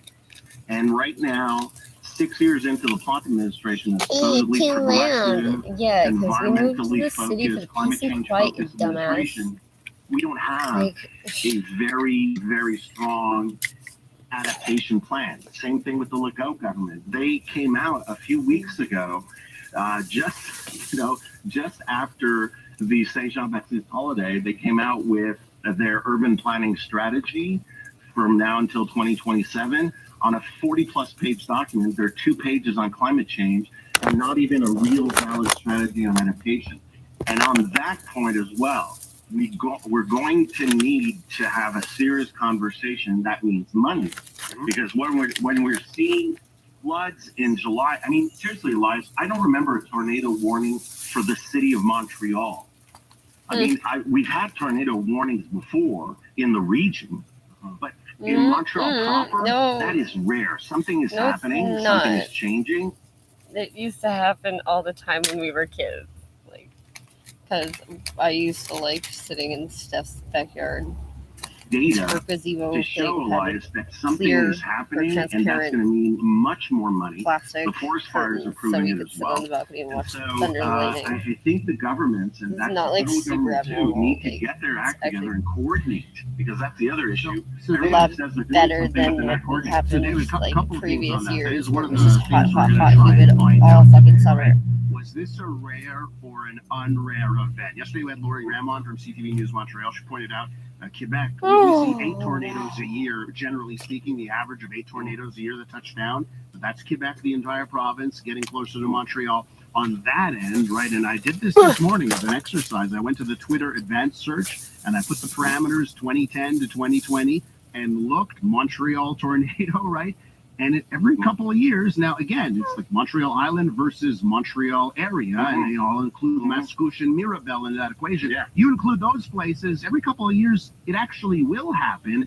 But but I think, David, there's one thing that you mentioned here, because we need to split it up, like road infrastructure, building infrastructure versus the hydro infrastructure. And boy, if you ever needed a case that we need to invest in burying more power lines, it's been the last year, whether it's ice storm or this storm yesterday. And we're going to open up our phone lines later on this hour. I'm sure we're going to get a caller who's going to have this list of power outages in the last year, and they're going to be exasperated, right? Because it's one thing if you get one power outage in a while, but if you've just been hit and you're now looking at your freezer and fridge for the 3rd time in a year saying, geez, do I have to throw it all out? That's another thing. And I think the pressure will be on 24 hours, a little bit more now. it all leads down to financing and money, and where's the money going to come? I think 24 the hours you prices need are to throw gonna all be, your fucking on food in there. your fridge. No, just David, don't look at the just fridge. quickly on the hydro front, you're Michael Sabia. We really haven't heard anything from him since he's taken over here, and I guess he gets some leeway, but eventually he's going to have to start talking here. Where's this on the priority list? Well, that's the thing. Michael Sabia is going to take the heat, but he doesn't choose and pick the priorities for Hydro-Quebec. That's in the Premier's office. That's François Legault and Pierre Fitzgibbon that decide the priorities. So if you decide to bury some lines, remember François Legault in April said, "Oh, it costs tens of billions, hundreds of billions." But that's if you bury the entire I'm sure he's a network all fucking the way to the expert. James Bay. Nobody's saying that. But for the major centers that we have in a major city like Just said Montreal, that we he's still like fucking have has no like. unburied power lines. That's the problem. And so there's going to have to be a political choice. And the last point on this, Ryan, where are the liberals? Where's the opposition? On vacation. Do you see them? I don't. Costa Rica. They don't know where they are. Even they don't know where they are. Okay, we'll leave it there on the storm. When we return, I think just a monster story on social housing that was published by Le Devoir this morning, and it paints a very bad tale of social housing in Quebec. We'll discuss that next. Yeah, the it's greatest literally speed trap of all time. at the First end things of first, 23rd though, Avenue. traffic here. It's Let's just like say these good morning. ginormous Tuesday, Mark. condos, and they're like it's Good for low morning, Elias. cost We're just got a housing, call or like on star 800 or about Highway 35 something to northbound do in with John going Division through where welfare, it's and I was just like, St. okay, John well, Day. We I have a sit on construction my zone, but now an balcony and accident, look at the so guy's it's like very 72-inch drive, fucking and screen the every night, motorists so advise that's that you stay in the right-hand lane. good Now, for that in guy. Montreal, we have I some guess. delays. We have an accident on DeCarry northbound at DeCarry, at Sherbrooke rather. That's off to the right-hand It is side. still Traffic freezing. backs up from Why? Seattle. On the Metropolitan westbound, an earlier accident at Christophe Colomb. Well, the damage is done and traffic is slow from P9 all the way through to DeCarry. Now, eastbound side of the Met, a stalled vehicle at Lacadie and a vehicle fire at Anjou. So we have stop and go traffic on the eastbound Metropolitan as well. The summer sales have started at Sports Experts and Atmosphere. Take up to 30% off a wide selection of clothing from your favorite brands. Details in store. Let us know what you see on the roads. Calling your tips to star 800. Your next report at 9:30. Now, back to the Big Five at 9:05 and more of the morning's hot topics on CJAD 800. We're back here on the Big Five. This morning, David Hertel is with us, former Quebec Liberal Cabinet Minister, Council of Faskin, and political analyst. David, let's get through the rest of the Big Five here. First things first, social housing. How often do if I had a nickel for every time I hear we need more social housing. If I had a nickel, I'd be a millionaire. Who are middle I class, hear that all the time from literally so many people. But do we need more social housing? Take a look at this. What does This social story housing in mean is Le my Devoir question. this morning. My Who jaw gets dropped, it, but I'm and I'm what are the actually not surprised qualifications? because we knew this, right? Because nobody in life says, man, my goal in life, live in social housing. There's a reason Oh why. no! Take a look at If these you numbers. see the social housing we have, then you 3,200 would. vacant social housing units Oh, in Quebec's wow. big cities. 2,300 of them in Montreal. Most of those units are idle. Why? They're in terrible shape. They No, need they're major not. renovations. And the ones that are in use, you look at the statistics, Montreal, it's like 75% of social housing is in bad shape. 25% is That is considered in such a good fucking condition. lie. Okay? So, guys, I say guys because I'm You picking up know it's not true. Like, the full feature you know consultation. that's not I need true, to say. dude. I look at this and I say, to all the people that say we need more social housing, we need more housing that's controlled by the government. Yes. We Yeah. forget More condos. that That's what we when want. More government's in condos. charge Enough. of housing and buildings, there's How no about economic motive for stop them to make kicking out things better. But on the private families side, from if little I'm a shitty landlord and there's fucking actually duplexes. competition, and you also need, by the way, a robust, not investigations, inspections, right? You need robust inspections to make sure those landlords are just staying on the up and up. But in a robust market, landlords actually have to compete against each other to offer good units, good properties. Expecting them to don't make money. By the way, That's here's an example. intentionally done that way. 0.8% vacancy rate. Just like the contractors, Social the housing, developers, and the 8% fucking vacancy what rate do you call it? because they're in Realtors. such terrible condition. Little What do you realtor. say, Dave? Do we need more social Daddy died and fucking left you a bunch of properties. And you're like, I'm a real estate agent. No, you're not. The stats show that while you're right, this this data point shows clearly that we have a lot of social housing that is available, or we have social housing that needs to be maintained better, but the demand is greater, and so we need more. But again, in this and in so many instances right now, the question is, at the political level, first of all at the city of Montreal level, but also provincial and federal level, it's a question of choices and putting the money that is needed to get this done. First of all, there's a structural problem, Elias, and I know that, and it gets complex. You mean but this is what I buildings think that are one of empty the that key fall causes. apart? Everybody, I mean, there was Because you guys about a would month rather ago, there tear was a them to the major, ground and build another building on top file of in the it. New York Before you're Times done, about you this guys are because like, we this ran is out a of money. problem that is in Oh, other major whoopsie. North American For sale, I cities. guess. And everybody's talking about the Vienna Wash, model, rinse, how repeat, amazing it ever. is, 30 how, fucking years. Doesn't take that the long to city figure of it out. I'm Vienna sorry. has, for almost 100 years now, been No, the best example of successful social housing programs. Now, the issue is that Vienna controls the entire thing from start to finish. And they consider it a fundamental right and a fundamental component of the city's responsibility. We have a city that prefers investing $500 million a year in bike paths than actually investing in maintaining the social housing it has. This is a major landlord. No, the city of Montreal owns a ton of and real estate rebuild that the could be exact converted same in building. social housing. It chooses not to do that. The other point is that And then they're like, if we you need more talk to condos. housing People want more minister Emma condos. Like, Hussein, the federal housing nobody minister, is asking and if for you talk to condos. President They only Russell, the start at provincial housing $400,000. My minister, parents' and you talk house to our good is friend Jimmy $200,000. Zubrich, they will all tell you they're doing a That's lot like of amazing programs, but nobody's 40 talking years to each ago. other. All these programs aren't aligned with the Oh others. my god, So it's still not everything paid. is paralyzed. So the fact Not is for that I fucking think lack it's of a effort mix either. of Like, everything. I fucking think worked you do for need like private 5 sector, but 4 again, years. Like, private sector was 2 invited different to jobs. bid on Blue Bonnet last year. How many It's bids? fucking Remember, Seagrams Elias? just Zero. fucking got up and Because left for it's it. unattractive. Yeah, because nobody can make money with those onerous conditions, right? So maybe that's a sign And that then you've if you got to go down have a different path. condo, And you David, need to build one I hear, condo listen, it's happened to on the make show. your People fucking bring up the property Vienna model, right?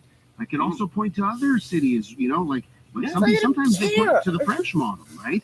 And we've seen One very person will recently eventually fucking pay for that ills of the $500,000 French condo. social housing model, right? And Insanity. sometimes I feel that the people here in Quebec would like to go down that path of the French model in social housing, and I don't think that's the greatest thing in the world, right? So, right?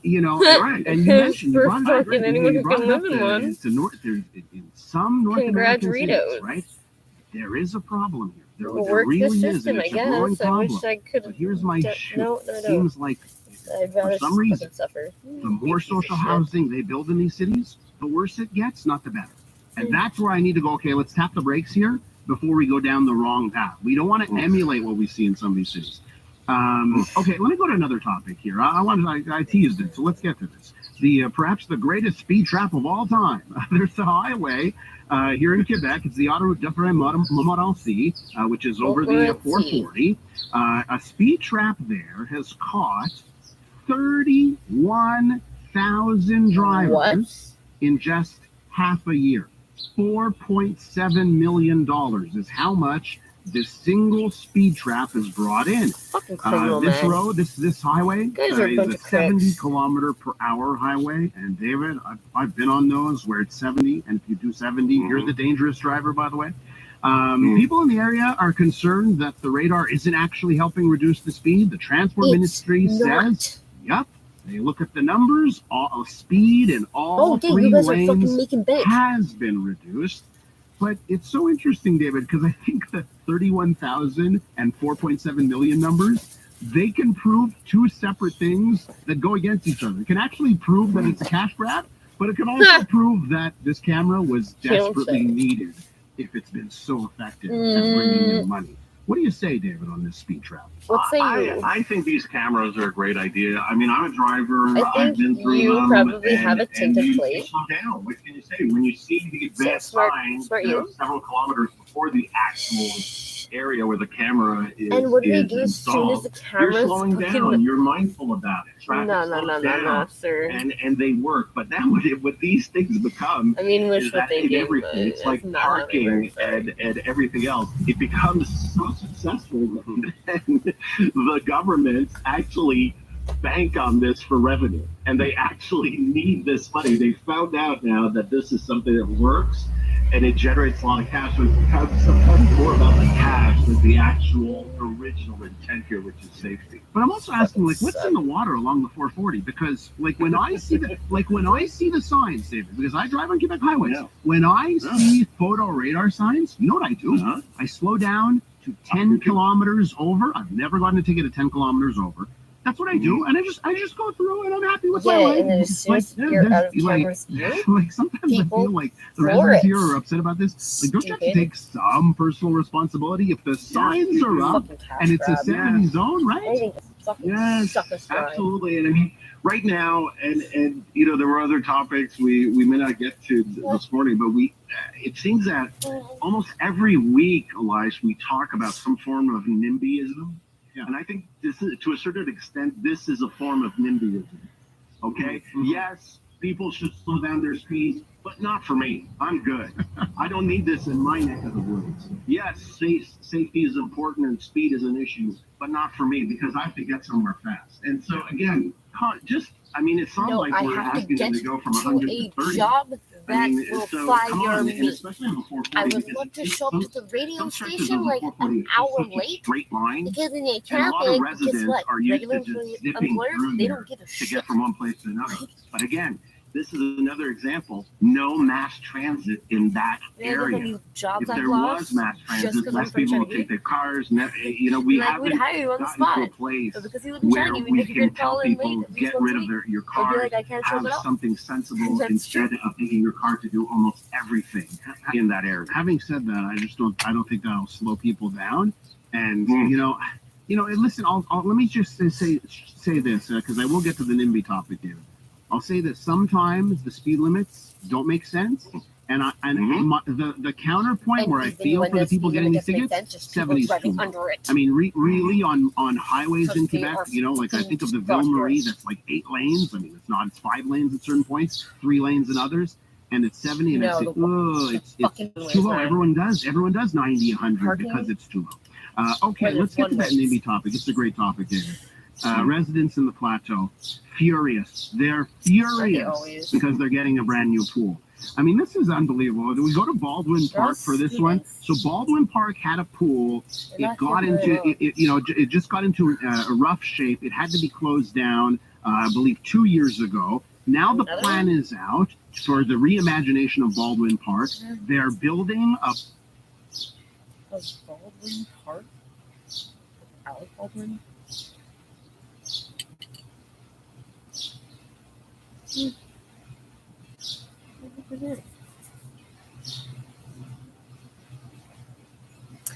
Oh, is that the fence thing? Like in the beans. Okay, come on. Yeah.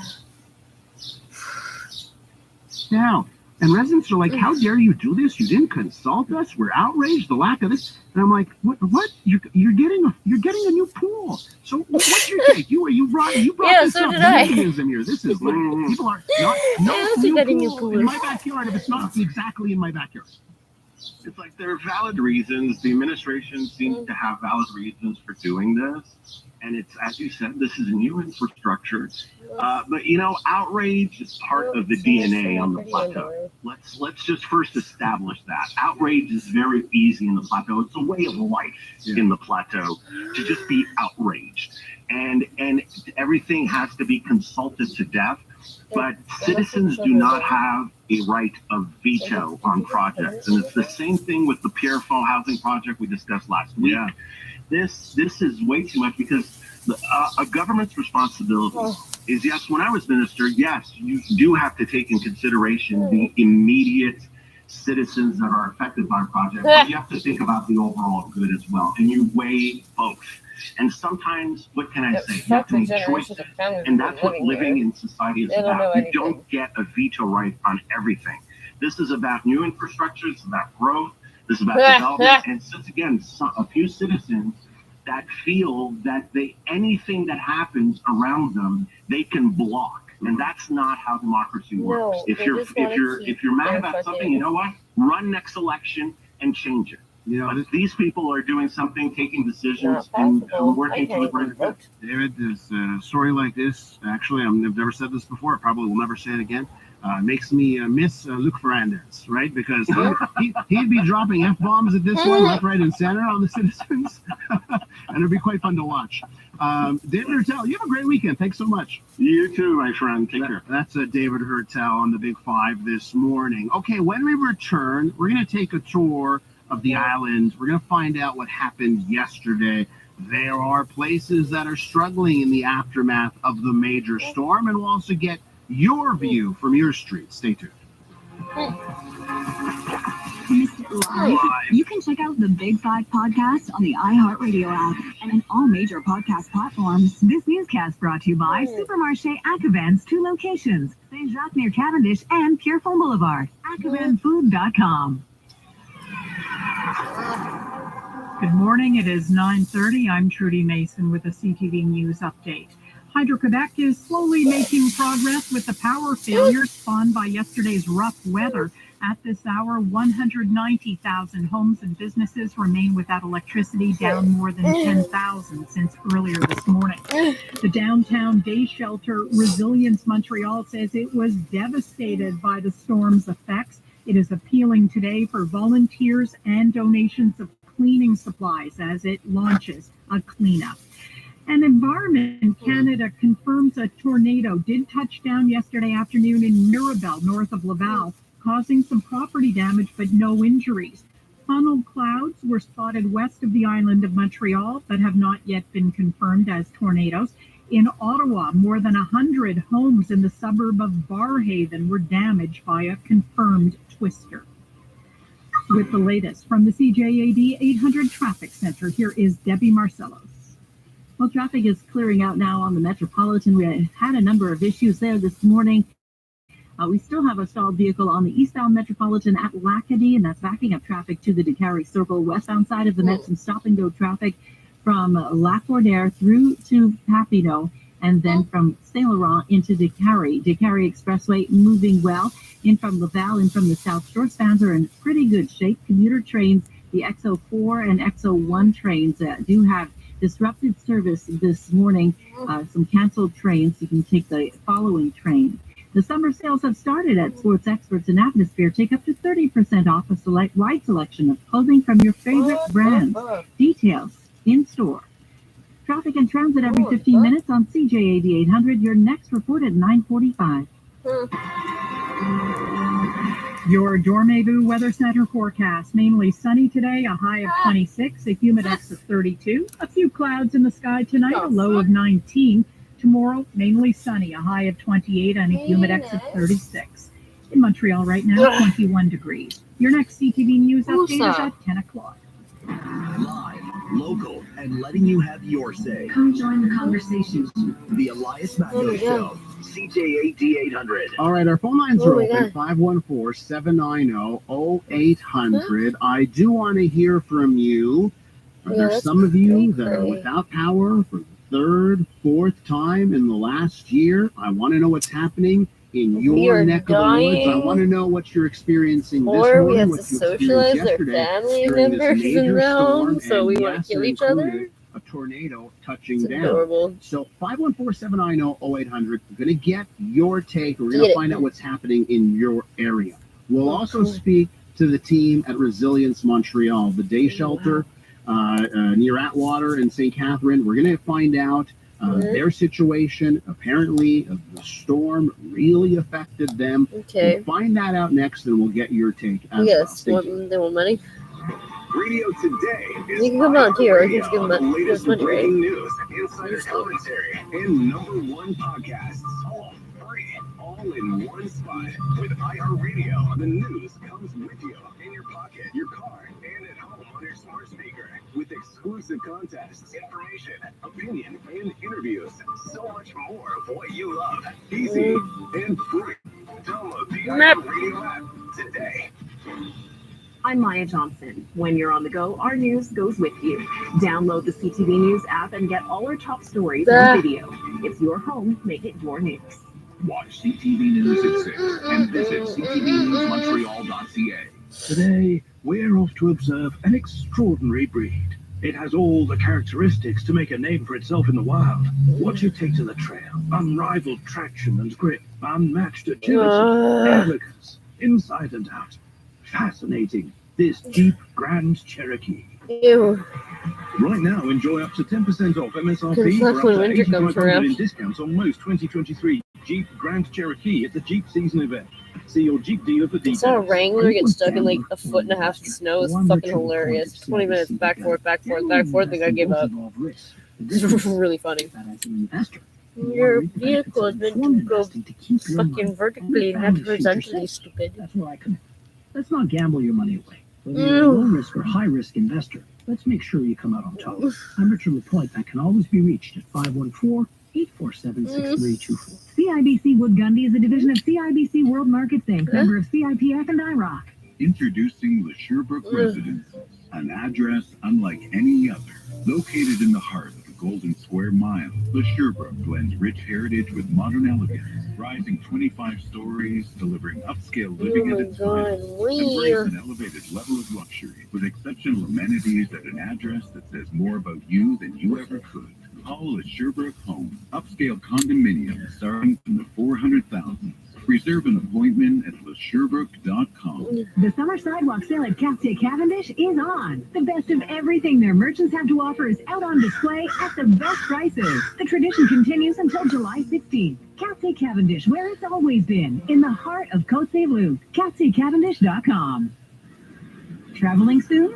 Use our express services to facilitate your departure and return to Yule Montreal Trudeau Airport. Visit the travel tips and tricks page of our website at Yule.com. It's the Bricks Appliance Super Sale. All of our major appliances are on sale. Get these deals before they're gone. Like buy more, save more. Up to $1,000 off select major kitchen appliances. Up to 25% off home entertainment furniture and fireplaces, and up to $1,800 off sofas, sectionals, love seats, and matching chairs. Plus, get a king mattress for the price of a queen. Get 40% off select mattresses and sets. Some exclusions apply. Visit thebrick.com for more details. The Brick, saving you more. Here at home, summer is made for fun. Go on an adventure with the all-new 2024 Subaru Crosstrek. Plenty of cargo space and symmetrical all-wheel drive. All you need is a destination. Subaru, right at home. Which generation is the real know-it-all? Lily Singh hosts the Ultimate Trivia Showdown. Gen X, Gen Z, Millennial, or Boomer. Battle of the Generations. A CTV original. New episode Monday at 9. Only on CTV. Tell me the struggles and doubts, giving me everything inside able and to out. deal with 70 millimeters of rain in 2 hours. It's impossible. Montreal City is not able to manage those quantities, and there's no other city able to deal with that amount of rain in a short lapse of time. Where As Montreal you calls walk in out, and speaks out. The Elias Mato Show. Where CJAD you come 800. out, Point for man. Phil Chabaran from the city of Oh, Montreal fucking there. shitty He's shit. right. Ha ha ha ha. That amount of rain in that short period Okay, of we're time. fine. Good luck finding a city in North America that can handle that. Some people may look at the results of yesterday and say, golly gee, remarkably that the city wasn't affected even more by the conditions. But we know many of you were affected. I'm looking at the board here, 73,000 customers in Montreal still out of power. I know Beaconsfield was hard hit. We will head to Beaconsfield in just a moment. But we're going to start off here with David Chapman, Executive Director and founder of Resilience Montreal, who joins us on the line. David, welcome to the program. Good morning. Your co-founder, Maccasette, I saw the tweet from her this morning saying Resilience Montreal was devastated by the storm. We need volunteers, food donations, clothing, cleaning supplies, and more, right? So David, tell me, what happened yesterday at Resilience? So what happened is the rain came down, the sewers backed up, and we ended up with literally a sprinkler system in the basement.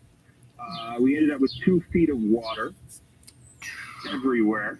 And, as it is, we spend over $10,000 a week on groceries. Oh, for fuck's when you sake. have 2 feet of water, what it does is the vast majority of that just heads to the garbage. So right now what we have are literally dozens of volunteers. Maybe you guys are just too fat. In the building. You just like to stop eating a bit. Pulling out all kinds of things that need to be thrown out. It's an ordeal that you're certainly not looking for or hoping for. David, just for a day shelter like yours, when the storm was actually happening, I imagine there are people that you serve, that you help, that needed to get out of the outdoors and come in. Like, how did you actually weather the storm itself? Well, yes, I mean we have a sump pump in the basement. Sadly, it was quickly overwhelmed and unable to cope with the quantities of water coming in. And amazingly today, like, we're still serving food, like breakfast and lunch. Like, we haven't stopped at all. I think, like, truthfully, most places would just shut down. But the problem is, for us, a lot of the folks who are coming to us are folks who this is kind of their last resort. And so for us to just simply shut down without an alternative, well, that's nowhere else not an option. David, how do we help? How do our listeners help this morning?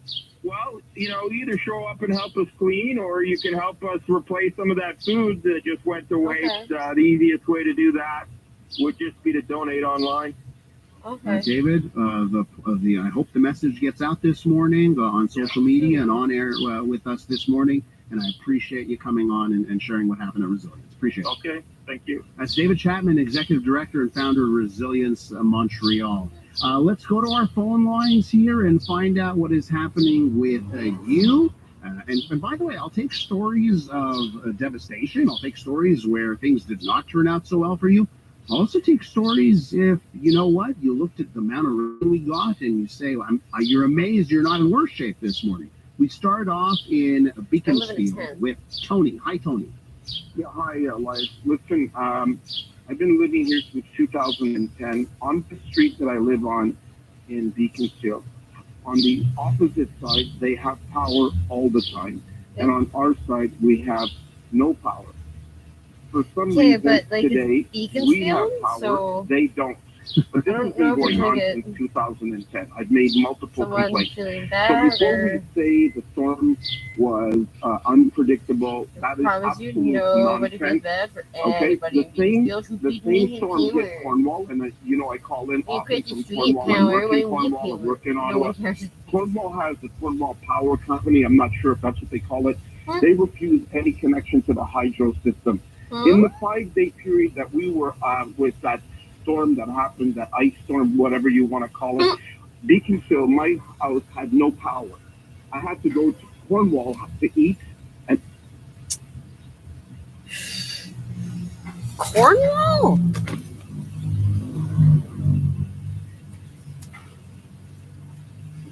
Windstorms or whatever you want to call it, life. I believe Hydro-Quebec is ill-prepared. They download their mismanagement on the poor people that listen to your radio station. And as an example, you're the only one that was advocating for those 700 families of those 700 bodies that were frozen at Côte-de-Nez Cemetery. And guess what? A week later or 2 days or 5 days later, all of a sudden the government gets involved.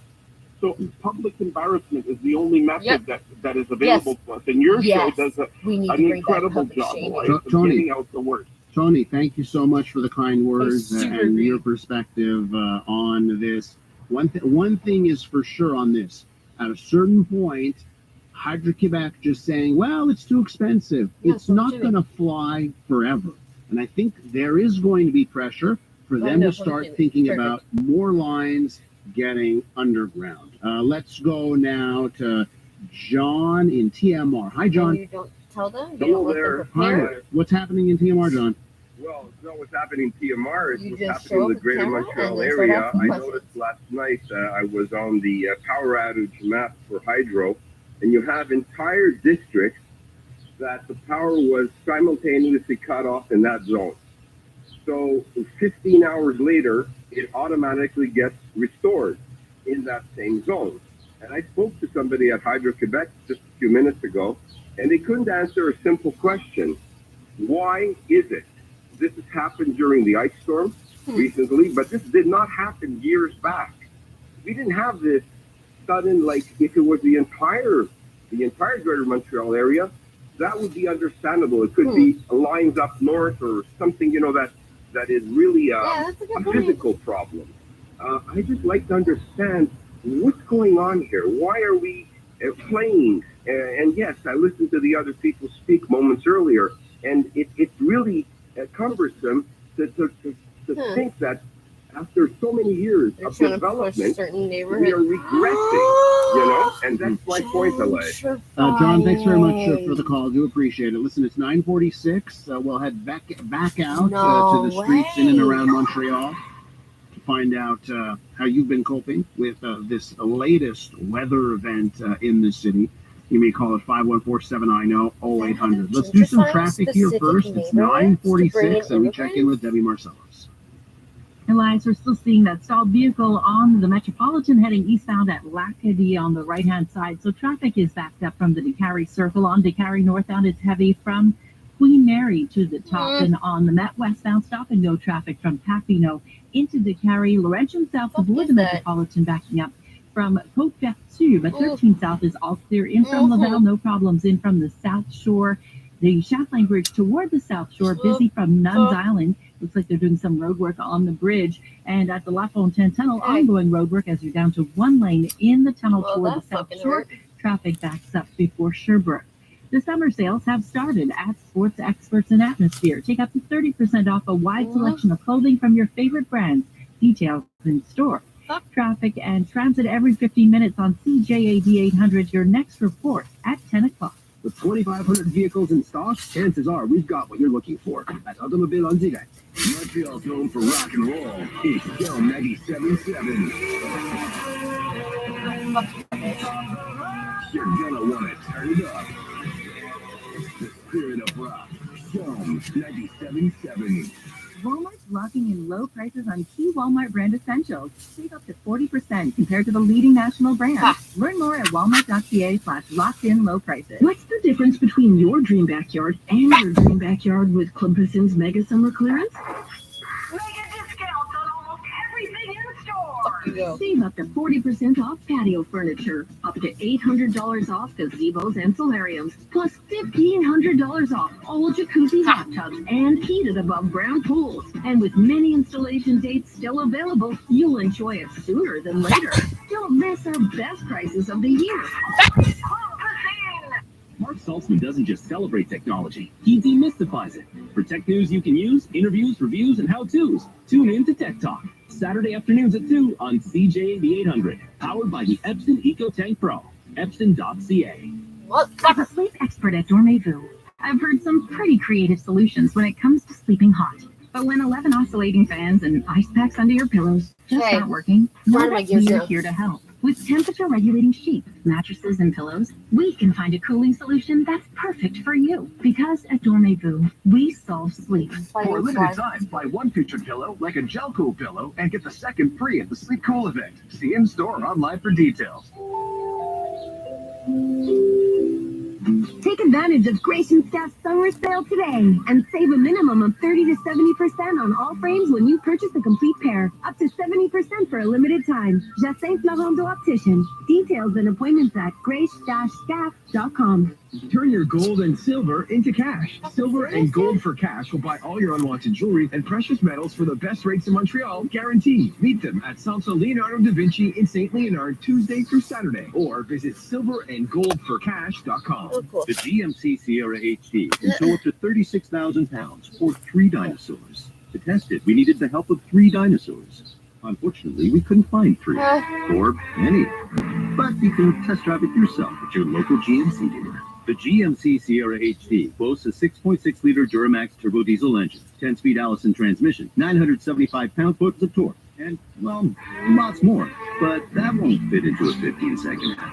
Come test drive at your local GMC dealer. Metallica in the round. Live from up to the yard line of Montreal's Olympic Stadium. Metallica. U72 World Tour. 2 nights, 2 different sets on no repeat weekend. Friday, August 11th, special guest Pantera and Mammoth County, VA. Just hope they show up. Last time.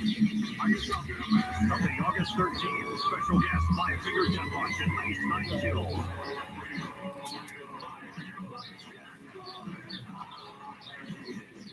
Tickets on sale now at eventco.ca.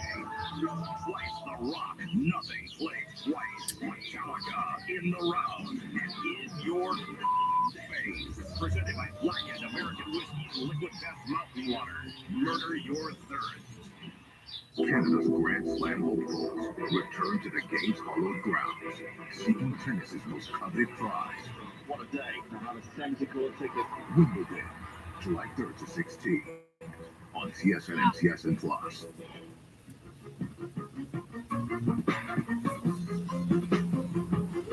We know for sure there's more than 300 branches or tree being fallen in Montreal. So we have our guarders on the road, actually. They're grabbing those branches, those trees out of the street and sidewalk. But it's nothing compares to the ice storm that we had on the month of April. If you think it's anything like the ice storm, you did not witness the ice storm there. I was like a toddler. Philippe Sabourin from the city of Montreal on with Ken Connors earlier this morning. You know, it reminds me of a point yesterday. So listen, for me, I'm downtown and I spent the storm watching and listening to it. My neck of the woods weathered the storm, pretty well. I will point this out. My car, I can go on an app and look at the video camera feeds of my car, right? The cameras on my car. So I just did that because I wanted to see how the storm was progressing from a different perspective. So I turn on the cameras on my phone, I'm watching the cameras, and I just see the sheets of water falling down.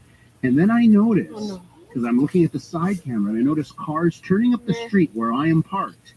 And then they stop right next to my car, and they have to back up. And I just keep seeing that over and over and over. The car just comes right next to my car, puts on the brakes, backs up. Well, what had happened up the street, a branch had fallen right onto the street. The city crews were quite quick. A couple hours later, it was already gone. But yeah, we did see a bit of that yesterday. We'll end up going to Park X and Côte-des-Neiges and Beaconsfield over the next little while, find out what happened in those parts of town. But I would just want to play you this, and we've censored it here for our audience. I know if you listen to a French radio station, they will air every single English swear word in the books. They don't care. They're lawless over on the French side. But here on English radio, we've decided to bleep the French swear word. It came out of the mouth of one resident of Montreal yesterday. Vincent Dessureau was in Hochelaga-Maisonneuve yesterday.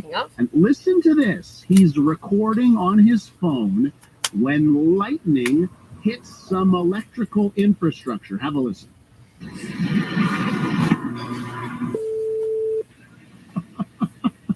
I want you to guess which French swear word he said. We had to bleep it because we're good boys here on the Elias Nacko Show in CJ800. And because adults can't say swear words. On the text line, 514-800, please do let me know what swear word in French you think that Vincent uttered there when he saw the transformer explode in front of his eyes. I'm going to go to Martha in Park Extension. Hi, Martha. Yes, hello. Hello. How'd you weather the storm, Martha? Okay, well, I live in a basement apartment, and yesterday, Yeah, oh boy. on the floor. The water is getting high, and it was about to come in, and we were about to have a flood, so I didn't know what to do. I started to, with buckets, whatever. Then I had bought this something that absorbs the water and acts as a barrier. So I just placed two of the pieces outside. It's called the quick dam, and it absorbed the water and it formed a barrier and it prevented a flood. Really? Yeah. Well, there you go. Fast thinking. Was it like, what were you, was the heart racing there when you had to act fast? Oh yes. I tried with buckets. I didn't know what to do. Oh, you poor thing. Oh, man. I had bought it actually for the laundry. If any time there was any kind of leakage or anything, and I put it next to the laundry, and I said, well, why don't I use it for now? So I tore it open. I had it in the closet. I threw everything out of the closet real quickly, and I just threw it out. It worked. You know what? That's Martha, and your ingenuity 1, Mother Nature 0. Thanks for the call, Martha. Appreciate it. At 514-790-0800, we will take your calls on what you experienced yesterday and what you're dealing with this morning. Let's head over to Stan in Côte-des-Neiges. Stan, how did Côte-des-Neiges weather the storm? Well, it was a big storm, and we just got our power back on after about 15 hours. So I don't know about the food in the fridge, but I have a message from Michael Sabia, who was very successful as head of the Caisse de Dépôt in building the REM. He's now the head of Hydro-Quebec. I want to offer him a quid pro quo. Make a promise to Quebecers that all the billions of dollars that you're selling of hydro that you're selling to the U.S. that should not go into the as simple profits into the coffers of the Quebec government, but will all be dedicated to bury the wires in the metropolitan areas of Quebec. And I'm not including up in James Bay, which the GO tried to tell us it costs $40 billion because every inch of Quebec has to be buried. That's not true. Only the metropolitan areas, and use that money from that you're selling to the U.S. to use that money to bury the wires. So don't say that you have no money to bury the wires. Stan, you're bang on 2 things, right? Yo, there's a bit of smoke and mirrors when you ask the Quebec government about this, and they come up, well, it would cost $40 billion. And nobody's saying bury every line at this moment, right? We're talking about a plan long-term that gets us there.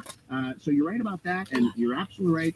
It's actually a no-brainer for Hydro-Quebec to say, we've come up with our infrastructure fund, and just come up with, it could even be half-baked, by the way. Just say, we're going to take 1% of our U.S. profits, and that will become the infrastructure fund. It would be a public relations win for them, so, and something they should do. Stan, some very good points. I appreciate you calling in this morning. And to Stan's point, from when we started off this hour, when we started off at 9 o'clock, we were at 77,000 customers in Montreal without power. The refresh here, we're down to 61,000. So Stan got his power back in Côte-des-Neiges.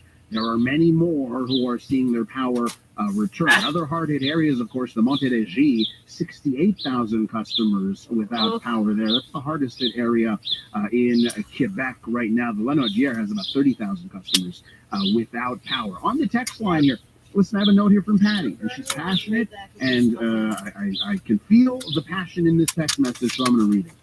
Patty writes this: I'm really starting to lose my, and she has a swear word of her own, right? She bleeped it out, but it's a swear word.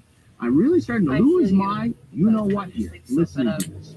Everybody is trying to accuse somebody else for all of our problems, but I'm wondering, where is the individual accountability?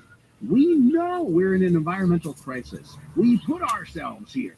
I would like to know how many people are properly composting and reducing their impact on the environment. Go ahead, blame hydro. Just remember, every time you point a finger, there are 3 more pointing back.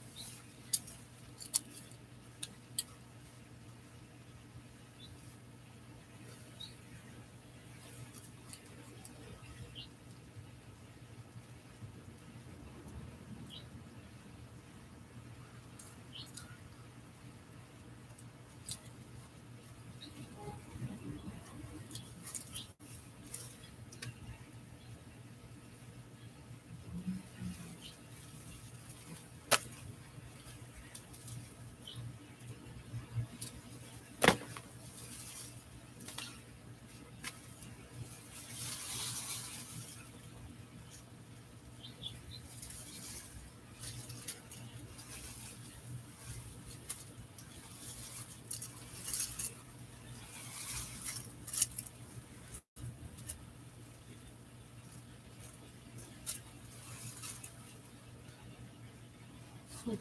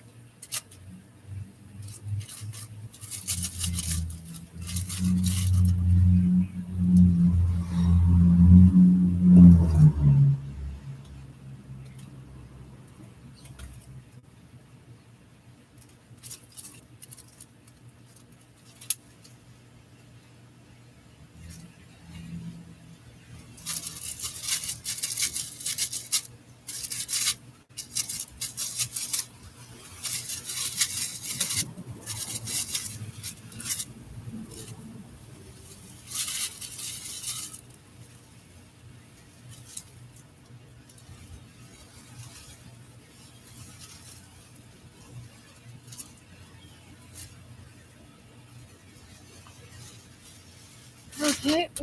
Anything else? Maybe you could stop putting cigarette butts in your pockets.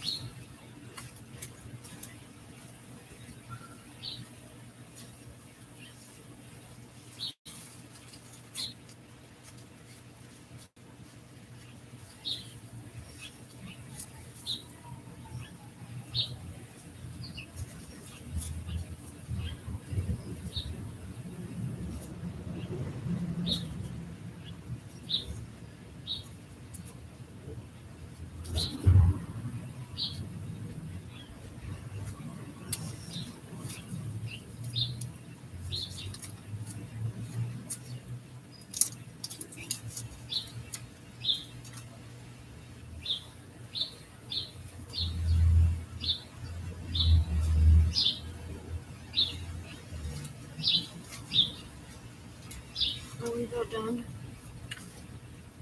I don't.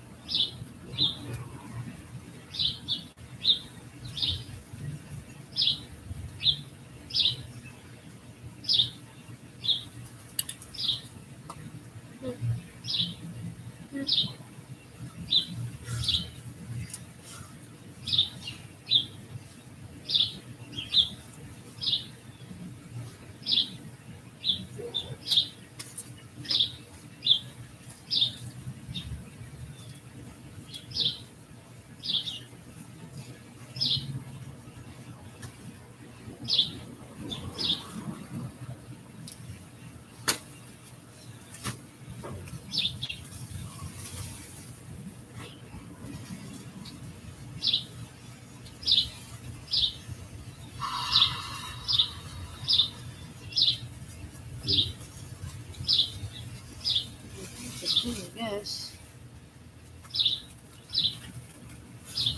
I mean, like, I don't keep doing, but I'm not like.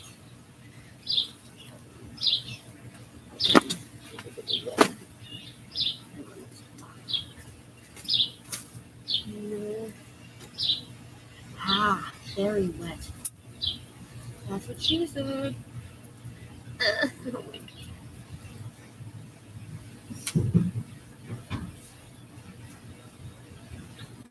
Okay.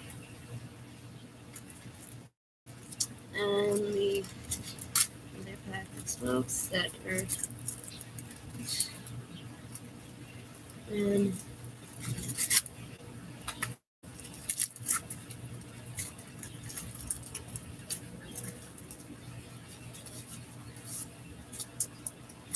whoa.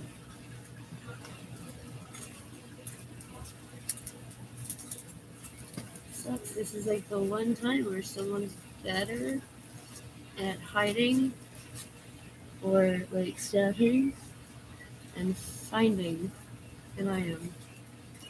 The only time this happens if somebody is a rat. So that's super fun.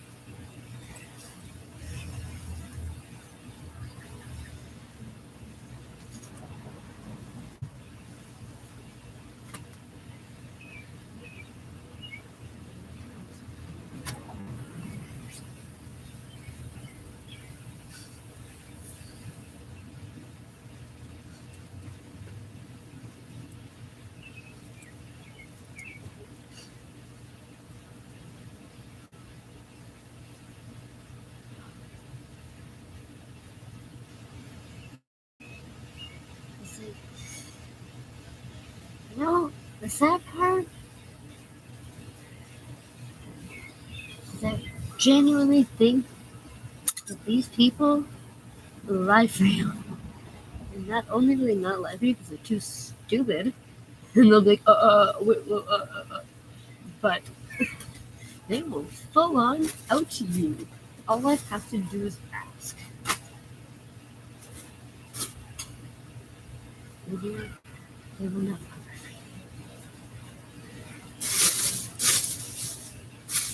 It's really sad. Also had to learn this lesson the hard way.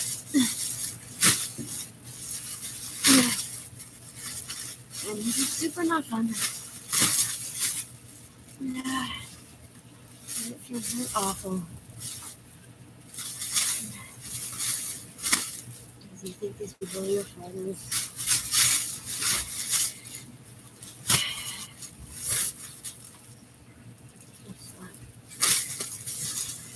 They throw you under the bus just like everybody else. Depends on how much you're paying.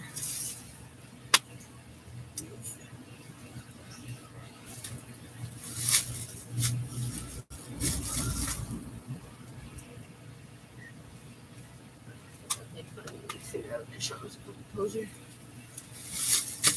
But as it turns out, they don't really care if Sean's a composer. He's cool. He takes cool drugs.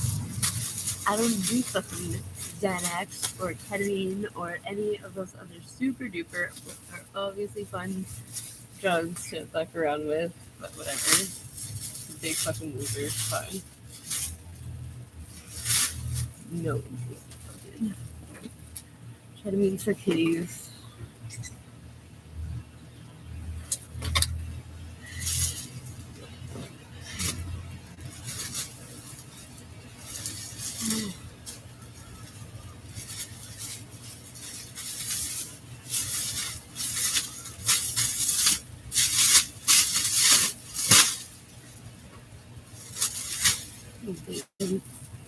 It's like I don't know.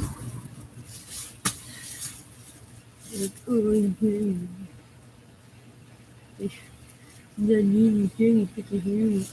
but like, do drugs or don't do drugs. And fucking pussy drugs and be like, oh, it's a hardcore. Fucking pussy. Okay. I shove back there. Oh, what is that? The fuck are you? Ah! That's it. What I want it.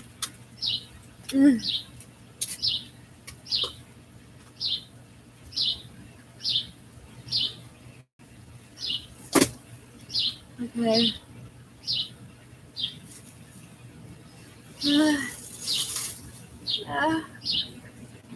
No.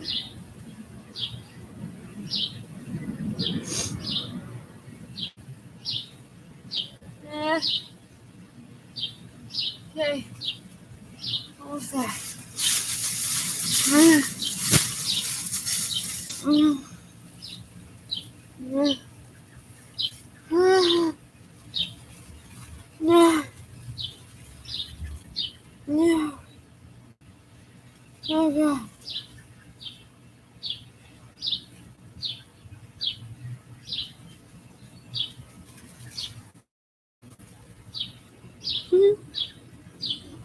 Good job.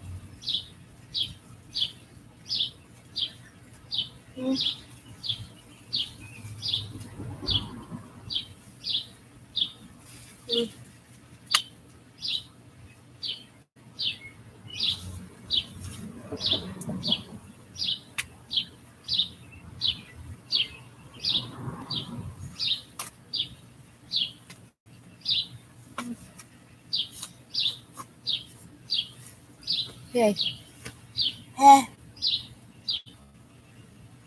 I just feel so bad. Please come over this. Please come on.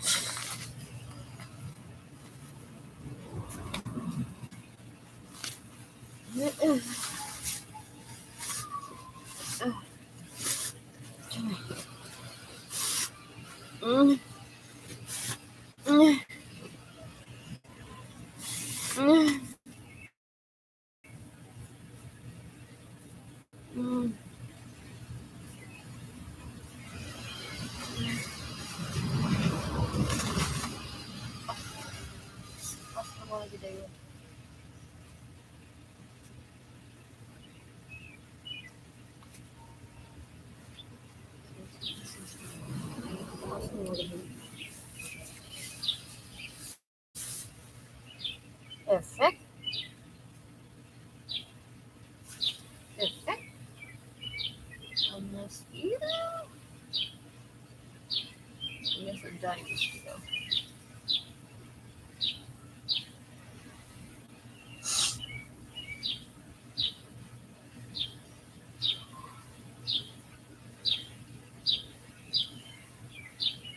I don't wanna be alone.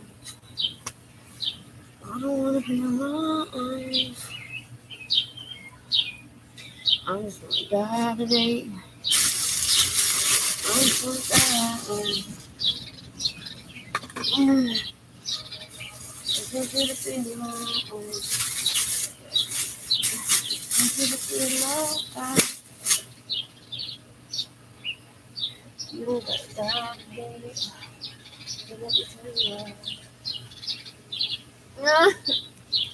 Okay. I will wait. Oh, hello. Gross.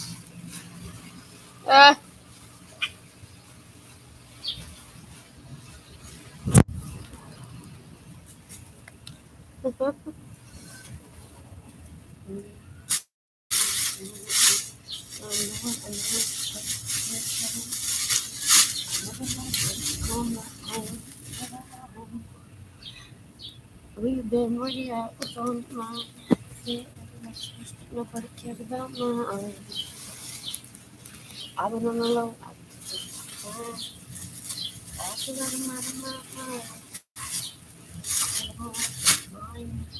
Who can relate? I've been on the low. I take my time. I feel like I'm not in my mind. I feel like I'm not in my I just want you to feel that. On TV, and they get residual checks. Well, the cast Orange is the New Black, they laugh over their residual checks. They'll get a check for a year that's $20 for their role in a hit TV show that has more viewers than Game of Thrones. Looks like this strike may last a long time, as Hollywood and the executives at studios, they don't want a deal. They're trying to crush the union. We saw one quote from a Hollywood executive that remained anonymous. I think this was in Variety. And they said they want to get to a point where the people on strike, they have to leave their apartments and they can't pay their mortgages on their homes. That's the way they're going to end the strike.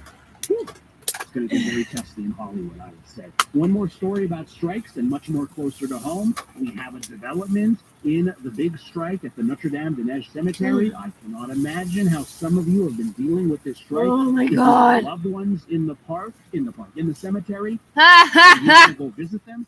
Okay. I don't want to be fucking. I don't want to be a horrible person and laugh at other people's. Oh my God, you guys are so weird. It's the weirdest tradition. Let's make huge plots of land where we bury our dead people. Like, why would anybody want to do that? It's just fucking waste of land. It's like, you never know if it's actually gonna be around.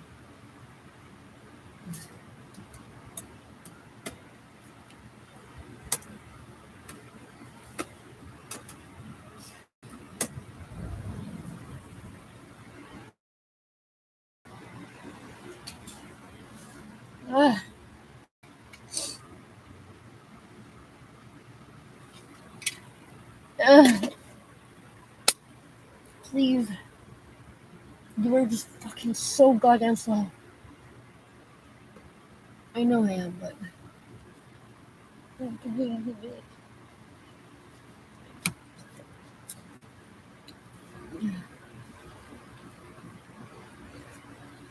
Oh my God, really? I understand. I wish to proceed. Just go.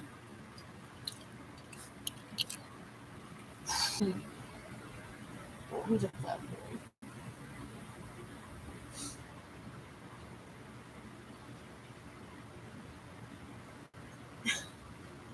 This is so stupidly slow. Okay.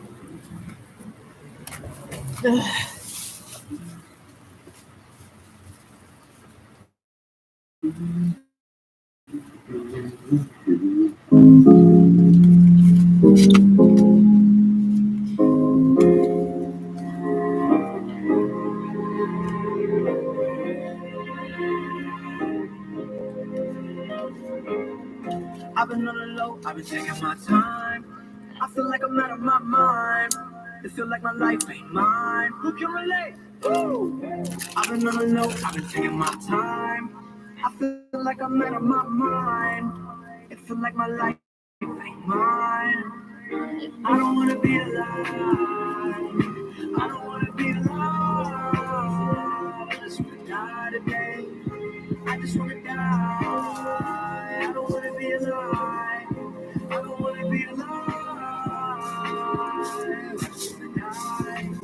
Let me tell you why. All this other shit I'm talking about, they think they know it. I've been praying for somebody to say me no one's heroic. And my life don't even matter. I know it, I know it, I know I'm hurting deep down, but can't show it. I never had a place to call my own. I never had a home. Ain't nobody calling my phone. Where you been? Where you at? What's on your mind? They say every life precious, but nobody care about mine. I've been alone, I've been taking my time. I feel like I'm out of my mind. I feel like my life ain't mine. Who can relate? Woo! I've been alone, I've been taking my time. I feel like I'm out of my mind. I feel like my life ain't mine. I want you to be alive. I want you to be alive. You don't gotta die today. You don't gotta die. I want you to be alive. I want you to be alive. You don't gotta die. Now let me tell you why.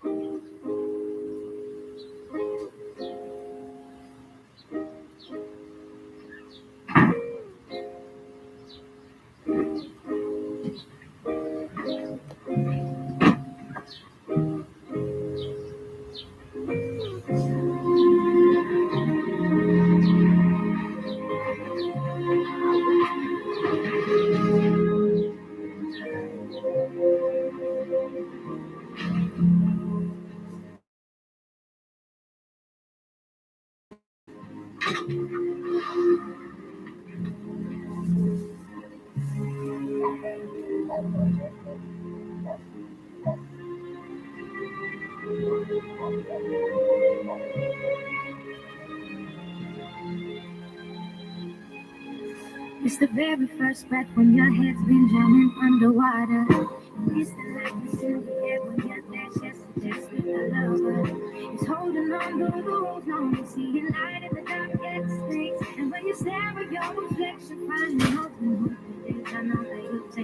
know where you been, where you are, where you going. I know you're the reason I believe in life. What's the day without a little night? I'm just trying to set a little light. It can be hard, it can be so hard. But you gotta live right now. You got everything to give right now. I've been on the low, I've been taking my time. I feel like I'm out of my mind. It feel like my life ain't wanna be alive. I really wanna be alive. I don't wanna die today. I don't wanna die. I really wanna be alive. I really wanna be alive. I don't wanna die.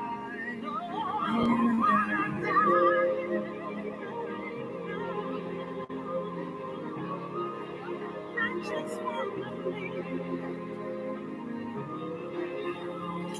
I just wanna live.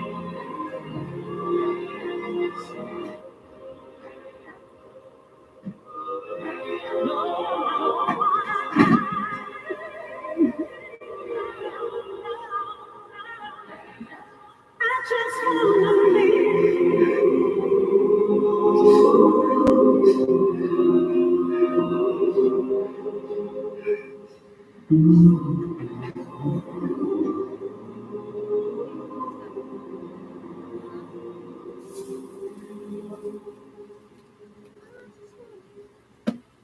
just wanna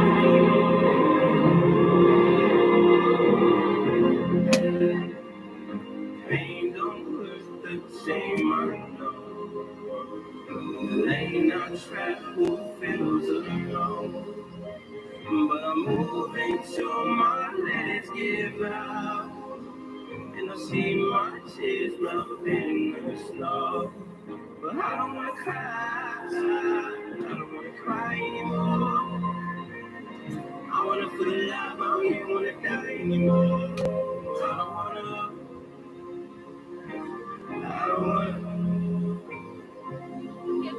I don't even wanna die anymore.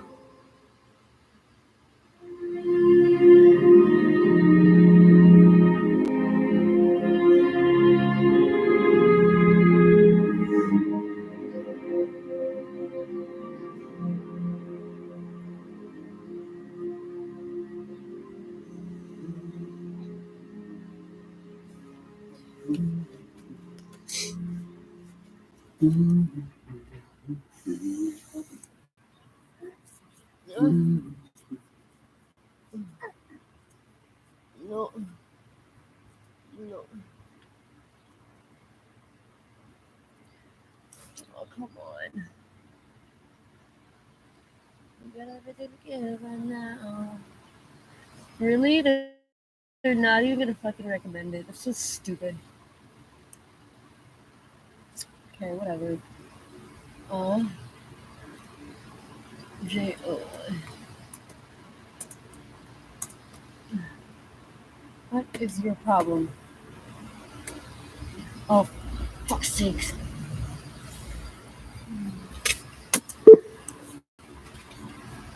I hate you. I hate you. I hate you. Please stop with this shit.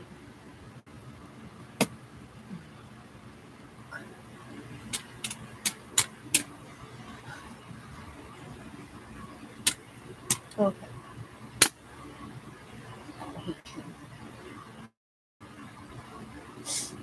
Ugh. No. No. No.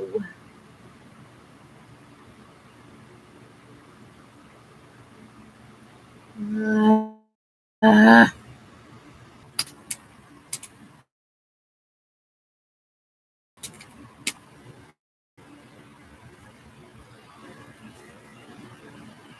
I hate it here.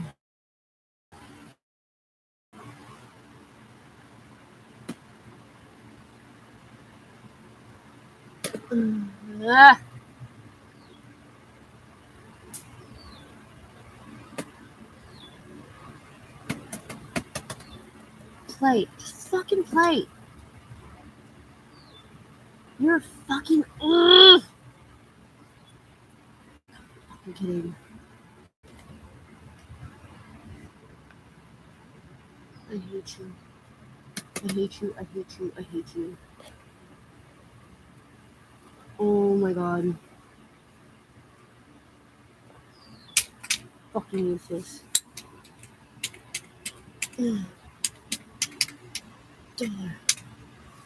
Fuck, man.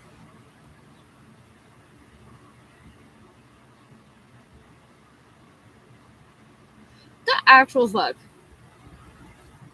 I'm gonna fucking lose it.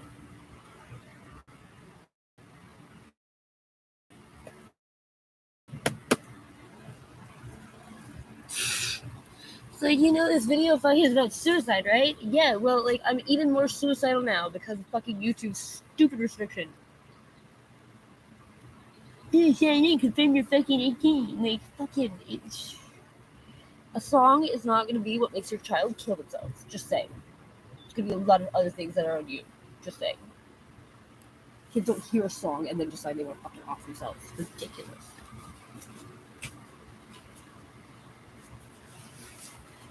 What the fuck?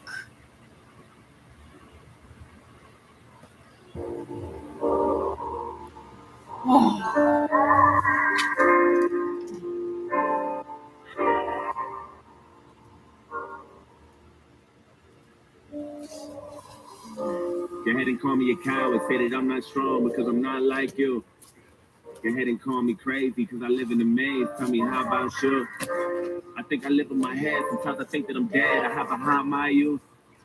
No, I've been losing my mind and I'm a little behind. Step aside my shoes. Cause I've never been happy with myself. And I don't need no one feeling bad for me. Trying to offer me pity and throw jabs at me. Wanna give me advice and then laugh at me behind closed doors. Just close the door and let me give it myself. It's me and myself. I'm tired of living, I cry. I hear it's easy to die. I wanna see for myself. And I know that sounds crazy to everyone else, but I'm depressed as fuck. Stressed as fuck. Ain't no medicine that can cure some type of drugs I need extra love, and that ain't even enough. So that ain't even enough. And where the fuck is God? Maybe I ain't believing enough, but today we go and see if he's real. And if he is, then I guess I'm probably going to hell. Look, I ain't want to die like this. I ain't picture my life like this. They don't know what it's like this. Pretending I'm happy so I can smile like this. And laugh like you. Sometimes I wonder if I ever act like you. Can I finally fit in and maybe relax like, woo? Or would you feel lost without me? Because honestly, I think the world is better off without me and my mind spinning. This is the line finish. Truth is, I don't care how they feel about my feelings. I made up my mind. I'm going now like Robert Williams. I guess I'm not the ordinary people of John Legend. And I've been suicidal since the day I was 9. Shit. Okay, the day I was 9. I've been tired of being bullied, couldn't stay out the fire. Grandma told me I should take it one day at a time. And damn it, look at me now. Fuck.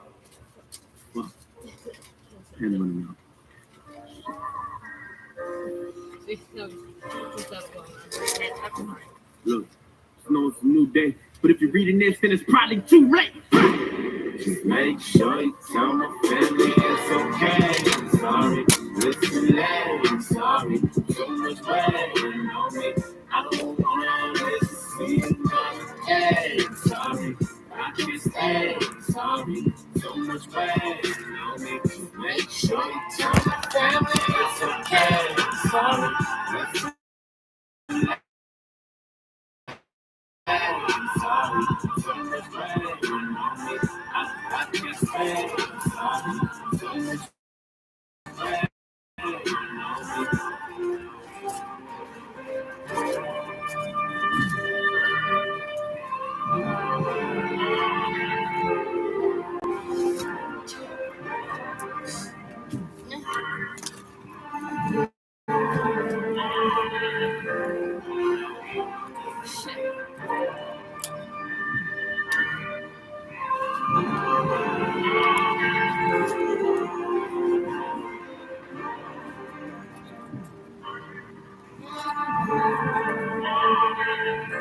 I hope you got what you wanted. I hope you're finally happy. It's too late for you.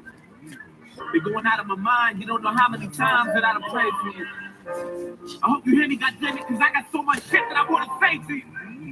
I used to shine now more than the dark. I remember I used to tell you to follow your heart, but goddammit, look at you now. It's all your fault.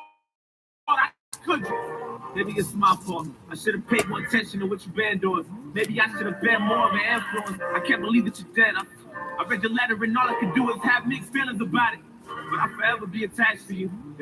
Part of me feels bad for you. Part of me feel like you're weak and I'm mad at you. And I don't mean to be insensitive, but I don't understand how we couldn't prevent this shit. You took the easy way out. God damn it, you did. I mean, look what you did. I'm so fucking upset. How could you be so you did? I'm so fucking upset. How could you be so line finish? Truth is I don't care how you feel about my feelings. And I'd be lying to you if I told you a fine listen. I know that you can hear me. All I need is like 5 minutes. I just want to reach inside the casket and pull you out. I'm sorry, this is something that we both can't figure out. I wish I could hear you now. Is your soul missing? I wonder if you could do it again. Would you do it different? Tell me what death is like. Was it meant for you, brother? Did that heaven support it? Are you fucking happy now? Did you get what you wanted? Isn't this what you wanted? I feel the temperature falling and you were suicidal back then. You were not. Yeah, even back then you was not. We was living on the edge, couldn't stay out the fire. Grandma told us we should take it one day at a time, and damn it. Just make sure you tell my family it's okay. Sorry, listen, I'm sorry. So much waiting on me. I don't want to see another day. Sorry, I can't stay. Sorry, so much waiting on me. Just make sure you tell my family it's okay. Sorry, listen, I'm sorry. So much waiting on me. I don't want to see another day. Sorry, I can't stay. Sorry, so much waiting on me. Just make sure you tell my family it's okay. Sorry, it's too late. Sorry, so much waiting on me. I don't want to see another day. Sorry, I can't stay. Sorry, so much waiting on me. Just make sure you tell my family it's okay. Sorry, it's too late. Sorry, so much waiting on me. I don't want to see another day. Sorry, I can't stay. No. Disgusting. Oh, God. No!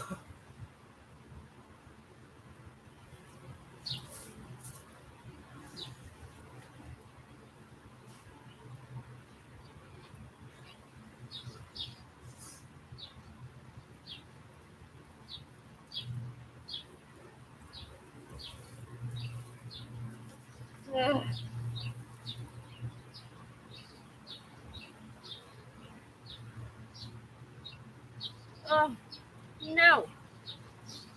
Yes. Yes. Oh, God. What? Yeah, you stay the fuck over there. It's disgusting. You are gross. Oh. No. No, no, no. When I move on, you wanna stop me. On everything, but I'm a king, I think around me.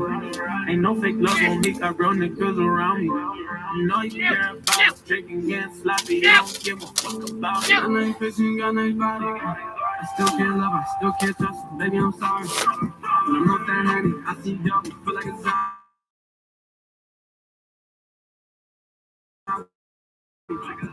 But we stood on that. All my life is sucker free.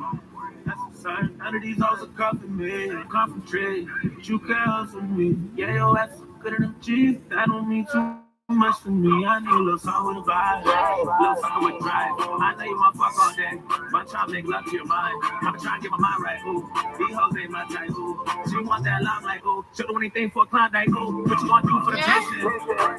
Way too tempting. Try to get rich and mention. She'll do anything for attention. She'll do anything for an entrance. How did you get so sensitive?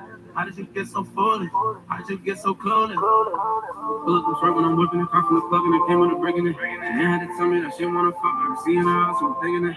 Said she could try, but it ain't gonna work, cause this is the life that we living in.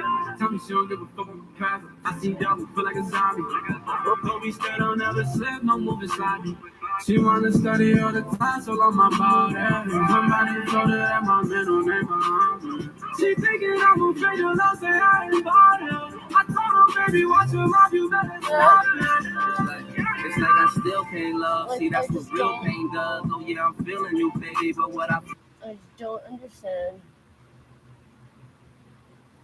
Oh my God, I can't even. fucking serious? Like, I signed in, so why do I have to keep doing that?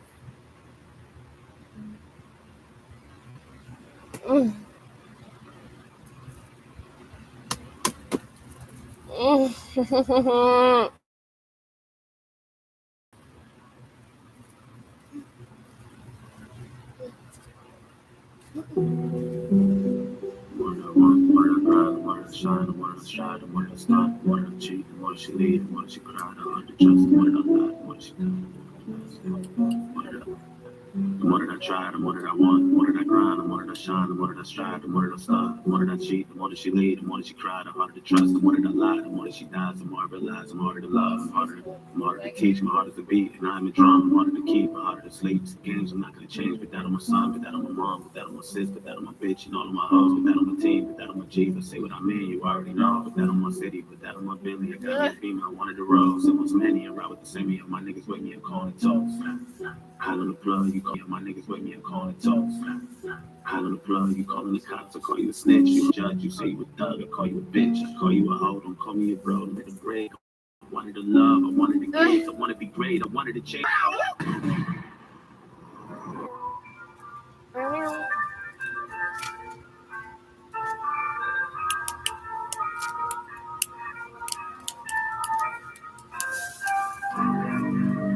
It kinda feels like I'm dying on the inside. It kinda feels like I've been trying to get by, and I've been this way since day one. I don't need no medication, no, I don't need no drugs. Or maybe I'm different, and maybe my ADHD got me tripping, and maybe I'm just everything that you know for me, yeah. I feel like I'm dying inside. Why do I seem crazy? Someone save me, you can't blame me. It's my ADHD. Yeah. My mind racing, I've been paranoid. Overthinking, maybe that's a voice. Don't cut me up and now I have a voice. I think I was born different, I ain't really have a choice, yeah. That's affection, you are average. Don't play with me, today is not the day. Pay attention, I am not the range. I can tell you what I'm thinking, I just don't know how to say it. Maybe I get in your nerves. I mean, what I'm saying, I've been a man on my word. You know, wide awake, maybe you know it's served. But that's just me, you don't bleed the blood I bleed. I wear my heart on my sleeve, nigga. And I've been this way since day one. I don't need no medication, no, I don't need no drugs. Or maybe I'm different, and maybe my ADHD got me tripping, and maybe I'm just everything that you know for me, yeah. I feel like I'm dying inside. Why do I seem crazy? Someone save me, you can't blame me. It's my ADHD. Yeah. It kinda feels like I'm dying on the inside. It kinda feels like I've been trying to get by. Staring at the fire, kumbaya. I'ma take you higher, take you higher. I'ma take you higher, take you higher. So many things in my head. What am I thinking? How come I can't go sleep on my bed? I hear them talking, they were saying, they were dead. Okay. Ain't no one to know you.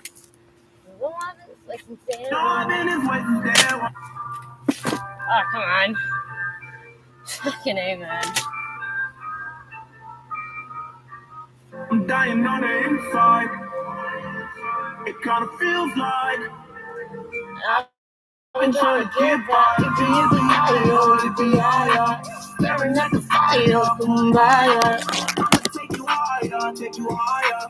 Well, I'm gonna take you higher, take you higher. So many things in my head. No. Yes. To America.